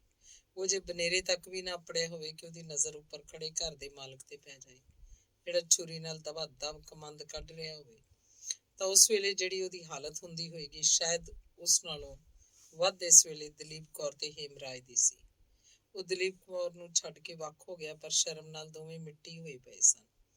ਸ਼ਰਮਾਕਲ ਤੋਂ ਸ਼ਰਮਾਕਲ ਮਰਦ ਉੱਤੇ ਵੀ ਜਦੋਂ ਇਹੋ ਜਿਹਾ ਮੌਕਾ ਬਣ ਜਾਏ ਤਾਂ ਇਹ ਸੋਚ ਕੇ ਕਿ ਚਲੋ ਜੋ ਹੋਣਾ ਸੀ ਉਹ ਤਾਂ ਹੋ ਗਿਆ, ਜ਼ਰਾ ਦਲੇਰੀ ਵਿਖਾਣ ਤੇ ਉਤਰ ਆਉਂਦਾ ਤੇ ਕੁਝ ਚਿਰ ਉਹਦਾ ਡਰ ਭਉ ਜਾਂਦਾ ਰਹਿੰਦਾ। ਹੇਮਰਾਜ ਪਹਿਲਾਂ ਘਬਰ ਗਿਆ। ਝੱਟ ਹੀ ਉਹਦੇ ਚਿਹਰੇ ਤੇ ਘਬਰਾਹਟ ਦੇ ਥਾਂ ਬੇਗੈਰਤੀ ਦੀ ਦਲੇਰੀ ਪ੍ਰਗਟ ਹੋਈ। ਸੁਭੱਦਰਾ ਦੀਆਂ ਅੱਖਾਂ 'ਚੋਂ ਇਸ ਵੇਲੇ ਲਹੂ ਉਤਰ ਰਿਹਾ ਸੀ ਤੇ ਉਹਨੂੰ ਇਉਂ ਮਾਲੂਮ ਹੁੰਦਾ ਸੀ ਜਿੱਕਣ ਉਹਦੇ ਸਿਰ 'ਚ ਬੰਬ ਗੋਲਾ ਵੱਜ ਕੇ ਉਹਨੂੰ ਚੂਰ ਚੂਰ ਕਰ ਗਿਆ। ਉਹ ਅੰਗਾਰਾਂ ਵਾਂਗ ਭਖਦੀ ਹੋਈ ਪਤੀ ਵੱਲ ਮੂੰਹ ਕਰਕੇ ਬੋਲੀ, ਇਹ ਕੀ ਹੋ ਰਿਹਾ? ਹੇਮਰਾਜ ਨੇ ਇਹਦਾ ਕੋਈ ਉੱਤਰ ਨਾ ਦਿੱਤਾ ਤੇ ਦਲੀਪ ਕੌਰ ਦਾ ਸਿਰ ਤਾਂ ਧਰਤੀ ਨਾਲ ਲੱਗਦਾ ਜਾ ਰਿਹਾ ਸੀ। ਫਿਰ ਸੁਭੱਦਰਾ ਨੇ ਦਲੀਪ ਕੌਰ ਵੱਲ ਤੱਕ ਕੇ ਸਾਹੋ ਸਾਹ ਹੋ ਕੇ ਕਿਹਾ, ਹੈ ਨੀ ਟੂਣੇ ਹਾਰੀਏ, ਤੇਰੇ ਸਿਰ 'ਚ ਭੁੱਬੜ ਪਾਵਾਂ, ਇਸੇ ਕਰਕੇ ਸੌਂਕਣ ਨੂੰ ਕੱਢ ਕੇ ਖਸਮ ਉੱਤੇ ਕਾਠੀ ਪਾਈ ਹੋ। ਆਖਾਂ ਤੇਰੀ ਗੁੱਤ ਫੂਕਾਂ ਚੰਗੀ ਤਰ੍ਹਾਂ। ਤੇ ਉਹ ਦੰਦੀਆਂ ਪੀਂਦੀ ਤੇ ਲੜਖੜਾਉਂਦੀ ਹੋਈ ਇਸ ਤਰ੍ਹਾਂ ਉਸ ਵੱਲ ਝਪਟੀ ਜਿਵੇਂ ਉਹਦਾ ਕੀਮਾ ਕਰ ਸੁੱਟੇਗੀ। ਹੇਮਰਾਜ ਨੂੰ ਪਤਾ ਨਹੀਂ ਕੀ ਸੁੱਝੀ। ਉਹਨੇ ਅਗਾਂਹ ਹੋ ਕੇ ਸੁਭੱਦਰਾ ਦੀ ਬਾਂਹ ਫੜ ਲਈ ਤੇ ਉਹਨੂੰ ਇੱਕੋ ਝਟਕੇ ਨਾਲ ਰਸੋਈ ਤੋਂ ਬਾਹਰ ਧਕੇਲਦਾ ਹੋਇਆ ਬੋਲਿਆ, ਬਸ ਖਬਰਦਾਰ ਜੇ ਉਹਨੂੰ ਹੱਥ ਲਾਇਆ। ਜਿਸ ਤਰ੍ਹਾਂ ਕੋਈ ਆਦਮੀ ਰਾਹ 'ਚ ਡੱਡ ਬੈਠੀ ਹੋਈ ਵੇਖ ਕੇ ਬੇਪਰਵਾਹੀ ਨਾਲ ਉਹਦੇ ਪਾਸੋਂ ਲੰਘਣ ਲੱਗੇ, ਪਰ ਉਹ ਡੱਡ ਇੱਕਦਮ ਠੂੰਏ ਦੇ ਰੂਪ 'ਚ ਬਦਲ ਕੇ ਤੇ ਦੌੜ ਕੇ ਉਹਦੇ ਕੱਪੜਿਆਂ 'ਚ ਵੜ ਜਾਏ, ਇਸ ਪਰ ਉਹ ਗੁੱਸੇ ਤੇ ਡਰ ਨਾਲ ਤਲਮਲਾ ਉੱਠਦਾ। ਉਹੀ ਹਾਲਤ ਪਤੀ ਦੀ ਇਹ ਦਲੇਰੀ ਵੇਖ ਕੇ ਸੁਭੱਦਰਾ ਦੀ ਹੋਈ। ਉਹਦੇ ਕ੍ਰੋਧ ਦੀ ਬਲਦੀ ਅੱਗ ਉਤੇ ਤੇਲ ਪੈ ਗਿਆ ਤੇ ਭੁੱਖੀ ਸ਼ੇਰਨੀ ਵਾਂਗ ਗਰਜ ਕੇ ਬੋਲੀ, ਹਟ ਦਫਾ ਹੋਣਿਆ ਬੇਸ਼ਰਮਾ, ਛੱਡ ਦੇ ਮੇਰੀ ਬਾਂਹ, ਤੈਨੂੰ ਕਹਿੰਨੀ ਆ। ਤੇ ਇਹਦੇ ਨਾਲ ਹੀ ਉਹ ਕੰਧ ਨਾਲ ਜ਼ੋਰ ਜ਼ੋਰ ਦੀ ਸਿਰ ਮਾਰਦੀ ਹੋਈ ਉੱਚੀ ਉੱਚੀ ਰੋਣ ਲੱਗ ਪਈ। ਪਰ ਹੇਮਰਾਜ ਨੇ ਉਹਦੀ ਬਾਂਹ ਨਾ ਛੱਡੀ ਤੇ ਉਹਨੂੰ ਉਸੇ ਤਰ੍ਹਾਂ ਖਿੱਚਦਾ ਘਸੀਟਦਾ ਅੰਦਰ ਬੈਠਕ ਚ ਲੈ ਗਿਆ। ਉਹਨੂੰ ਡਰ ਸੀ ਕਿ ਕਿਤੇ ਇਹਦਾ ਰੌਲਾ ਸੁਣ ਕੇ ਆਂਢ ਗੁਆਂਢ ਨੂੰ ਖਬਰ ਨਾ ਹੋ ਜਾਏ। ਉਹਦੇ ਅੰਦਰ ਹੁੰਦਿਆਂ ਹੀ ਉਹਨੇ ਝੱਟ ਅੰਦਰੋਂ ਕੁੰਡੀ ਅੜਾ ਲਈ। ਇਧਰ ਖੂਹ ਚ ਡਿੱਗੇ ਬਾਂਦਰ ਦਾ ਹੱਥ ਮਾਲ ਨੂੰ ਪੈ ਗਿਆ। ਦਲੀਪ ਕੌਰ ਨੇ ਅੱਗਾ ਡਿੱਠਾ ਨਾ ਪਿੱਛਾ ਸਿਰ ਤੇ ਪੈਰ ਰੱਖ ਕੇ ਜਿਉਂ ਨਸੀ ਘਰ ਜਾ ਕੇ ਸਾਹ ਲਿਆ। ਹੇਮਰਾਜ ਨੇ ਜਦ ਸੁਭੱਦਰਾ ਨੂੰ ਇਸ ਤਰ੍ਹਾਂ ਡੱਕ ਦਿੱਤਾ ਤੇ ਉਹਦੇ ਮੂੰਹ ਅੱਗੇ ਹੱਥ ਦਾ ਠੱਪਾ ਦੇ ਦਿੱਤਾ ਤਾਂ ਉਹ ਉਛਲ ਉਛਲ ਕੇ ਉਹਦੇ ਹੱਥੀਂ ਪੈਣ ਲੱਗੀ। ਹੇਮਰਾਜ ਨੇ ਉਹਨੂੰ ਇੱਕਦਮ ਛੱਡ ਦਿੱਤਾ ਤੇ ਫਿਰ ਦਲੇਰੀ ਨਾਲ ਕੜਕ ਕੇ ਬੋਲਿਆ, ਵੇਖ, ਸਾਹਮਣੇ ਬੈਠ ਜਾ ਤੇ ਧਿਆਨ ਨਾਲ ਮੇਰੀ ਗੱਲ ਸੁਣ। ਜੇਲ੍ਹ ਦੇ ਦਰੋਗੇ ਨੂੰ ਵੀ ਕਦੀ ਇਹ ਉਮੀਦ ਹੋ ਸਕਦੀ ਹੈ ਕਿ ਉਹਦਾ ਕੈਦੀ ਉਹਨੂੰ ਲਲਕਾਰ ਕੇ ਆਖੇਗਾ ਕਿ ਸਾਹਮਣੇ ਬੈਠ ਜਾ ਤੇ ਮੇਰੀ ਗੱਲ ਸੁਣ। ਸੁਭੱਦਰਾ ਬੂਹੇ ਵੱਲ ਵੇਖਦੀ ਬੋਲੀ, ਸੁਣਨੀ ਆ ਗੱਲ, ਠਹਿਰ ਜਾ ਪਹਿਲਾਂ, ਮੈਂ ਉਸ ਰੰਡੀ ਦਾ ਝਾਟਾ ਤਾਂ ਫੂਕ ਲਵਾਂ। ਹੇਮਰਾਜ ਨੇ ਹੱਸ ਕੇ ਕਿਹਾ, ਉਹ ਚਲੀ ਗਈ ਕਿ ਹੁਣ ਤੱਕ ਬੈਠੀ ਹੋਈ ਹੈ ਤੇਰੇ ਲਈ। ਸਪਣੀ ਵਾਂਗ ਫੁੰਕਾਰੇ ਮਾਰਦੀ ਉਹ ਮੁੜ ਆਈ ਤੇ ਇਸੇ ਵੇਲੇ ਜ਼ਰਾ ਵਿੱਥ ਤੇ ਖਲੋ ਕੇ ਹੇਮਰਾਜ ਨੇ ਜੇਬ ਵਿੱਚੋਂ ਉਹੀ ਕਾਗਜ਼ ਕੱਢਿਆ ਤੇ ਫਿਰ ਬੋਲਿਆ, ਪਤਾ ਹੀ ਇਹ ਕੀ ਹੈ? ਸੁਭੱਦਰਾ ਗੁੱਸੇ ਨਾਲ ਕੰਬਦੀ ਬੋਲੀ, ਮੇਰੀ ਜਾਣੇ ਜੁੱਤੀ ਕੀ ਹੈ? ਪਰ ਗੱਲ ਟੋਕ ਕੇ ਹੇਮਰਾਜ ਨੇ ਕਿਹਾ, ਠਹਿਰ ਜਾ ਤੇ ਇਹਦਾ ਮਜ਼ਮੂਨ ਧਿਆਨ ਨਾਲ ਸੁਣ। ਇਹ ਤੇਰੀ ਇਸੇ ਸਹੇਲੀ ਦੀ ਚਿੱਠੀ ਹੈ ਤੇ ਉਹ ਛੇਤੀ ਛੇਤੀ ਚਿੱਠੀ ਪੜ੍ਹ ਗਿਆ। ਨਾਲ ਉਹਨੂੰ ਸੰਖੇਪ ਚ ਇਸ ਚਿੱਠੀ ਦਾ ਸਾਰਾ ਇਤਿਹਾਸ ਵੀ ਉਹਨੇ ਦੱਸਤਾ। ਸੁਭੱਦਰਾ ਸਮਝ ਗਈ ਕਿ ਜਿਸ ਪਤੀ ਨੂੰ ਮੈਂ ਪਹਾੜ ਦੇ ਉੱਜੜ ਰਾਹੀਂ ਪੈਂਦੇ ਨੂੰ ਮੋੜ ਰਹੀ ਹਾਂ, ਉਹ ਤਾਂ ਇਹ ਤੋਂ ਪਹਿਲਾਂ ਹੀ ਸਿਖਰ ਨੂੰ ਹੱਥ ਲਾ ਮੁੜਿਆ। ਤੇ ਨਾਲ ਹੀ ਉਹ ਇਹ ਵੀ ਜਾਣ ਗਈ ਕਿ ਦਲੀਪ ਕੌਰ ਜਿੱਥੇ ਆਪਣੀ ਗੁੱਤ ਸਦਾ ਲਈ ਉਹਦੇ ਹੱਥ ਫੜਾ ਗਈ ਹੈ, ਉੱਥੇ ਮੇਰੀ ਸ਼ਾਹ ਰਗ ਵੀ ਉਹਦੀ ਛੁਰੀ ਹੇਠ ਦੇ ਗਈ ਹੈ। ਸੁਭੱਦਰਾ ਦਾ ਸਾਰਾ ਗੁੱਸਾ ਜਾਂਦਾ ਰਿਹਾ ਤੇ ਜਿੱਥੇ ਖੜੀ ਸੀ ਉੱਥੇ ਝੱਗ ਵਾਂਗ ਬੈਠ ਗਈ। ਉਹਦੀ ਸਲਾਹ ਹੋਈ ਕਿ ਕਿਸੇ ਤਰ੍ਹਾਂ ਇਹ ਚਿੱਠੀ ਉਹਦੇ ਹੱਥੋਂ ਉਡਾ ਲਵੇ, ਪਰ ਹੇਮਰਾਜ ਵੀ ਰਿੰਦ ਸੀ ਤੇ ਝੱਟ ਸੁਭੱਦਰਾ ਦੀ ਨੀਤ ਨੂੰ ਤਾੜ ਕੇ ਬੋਲਿਆ, ਸ਼ੇਰਾਂ ਦੇ ਮੂੰਹਾਂ ਚੋਂ ਮਾਸ ਖੋਣਾ ਇੰਨਾ ਸੁਖਾਲਾ ਨਹੀਂ। ਯਾਦ ਰੱਖ, ਅੱਜ ਤੋਂ ਲੈ ਕੇ ਮੇਰੀ ਕਿਸੇ ਗੱਲ 'ਚ ਤੂੰ ਦਖਲ ਦਿੱਤਾ ਤਾਂ ਤੇਰਾ ਭੂਰਾ ਪਹਿਲਾਂ ਉਣਿਆ ਜਾਏਗਾ। ਜੇ ਭਲਾ ਚਾਹੁੰਦੀ ਆ ਤਾਂ ਦੜ ਵੱਟ ਕੇ ਦਿਨ ਕੱਟ। ਸੁਭੱਦਰਾ ਜਾਣਦੀ ਸੀ ਕਿ ਮੈਂ ਇਹਦੀ ਲਾਵਾਂ ਨਾਲ ਲਿਆਂਦੀ ਹੋਈ ਨਹੀਂ ਆ। ਜੇ ਅੱਜ ਮੈਨੂੰ ਬੋਦੀਆਂ ਫੜ ਕੇ ਧੱਕਾ ਦੇ ਦੇ ਤਾਂ ਧੋਬੀ ਦੇ ਕੁੱਤੇ ਆ ਮੈਂ ਘਰੋਂ ਘਾਟੇ ਦੋਹਾਂ ਤੋਂ ਜਾਵਾਂਗੀ। ਇਹਦੇ ਨਾਲ ਹੀ ਉਹਨੂੰ ਇਹ ਵੀ ਚਿੰਤਾ ਹੋਈ ਕਿ ਹੁਣ ਇਸ ਘਰ ਵਿੱਚ ਜਦ ਕਿ ਮੱਗੀ ਨੂੰ ਮਖੇਰਨਾ ਲੱਗ ਗਿਆ, ਮੈਂ ਸੁਖੀ ਨਹੀਂ ਰਹਿ ਸਕਦੀ। ਉਹ ਹਾਰ ਹਟ ਕੇ ਤੇ ਜ਼ਹਿਰ ਦਾ ਘੁੱਟ ਭਰ ਕੇ ਬੈਠ ਗਈ ਤੇ ਫਿਰ ਕੁਝ ਕਹਿਣ ਸੁਣਨ ਦੀ ਉਸ ਵਿੱਚ ਹਿੰਮਤ ਨਾ ਹੋਈ।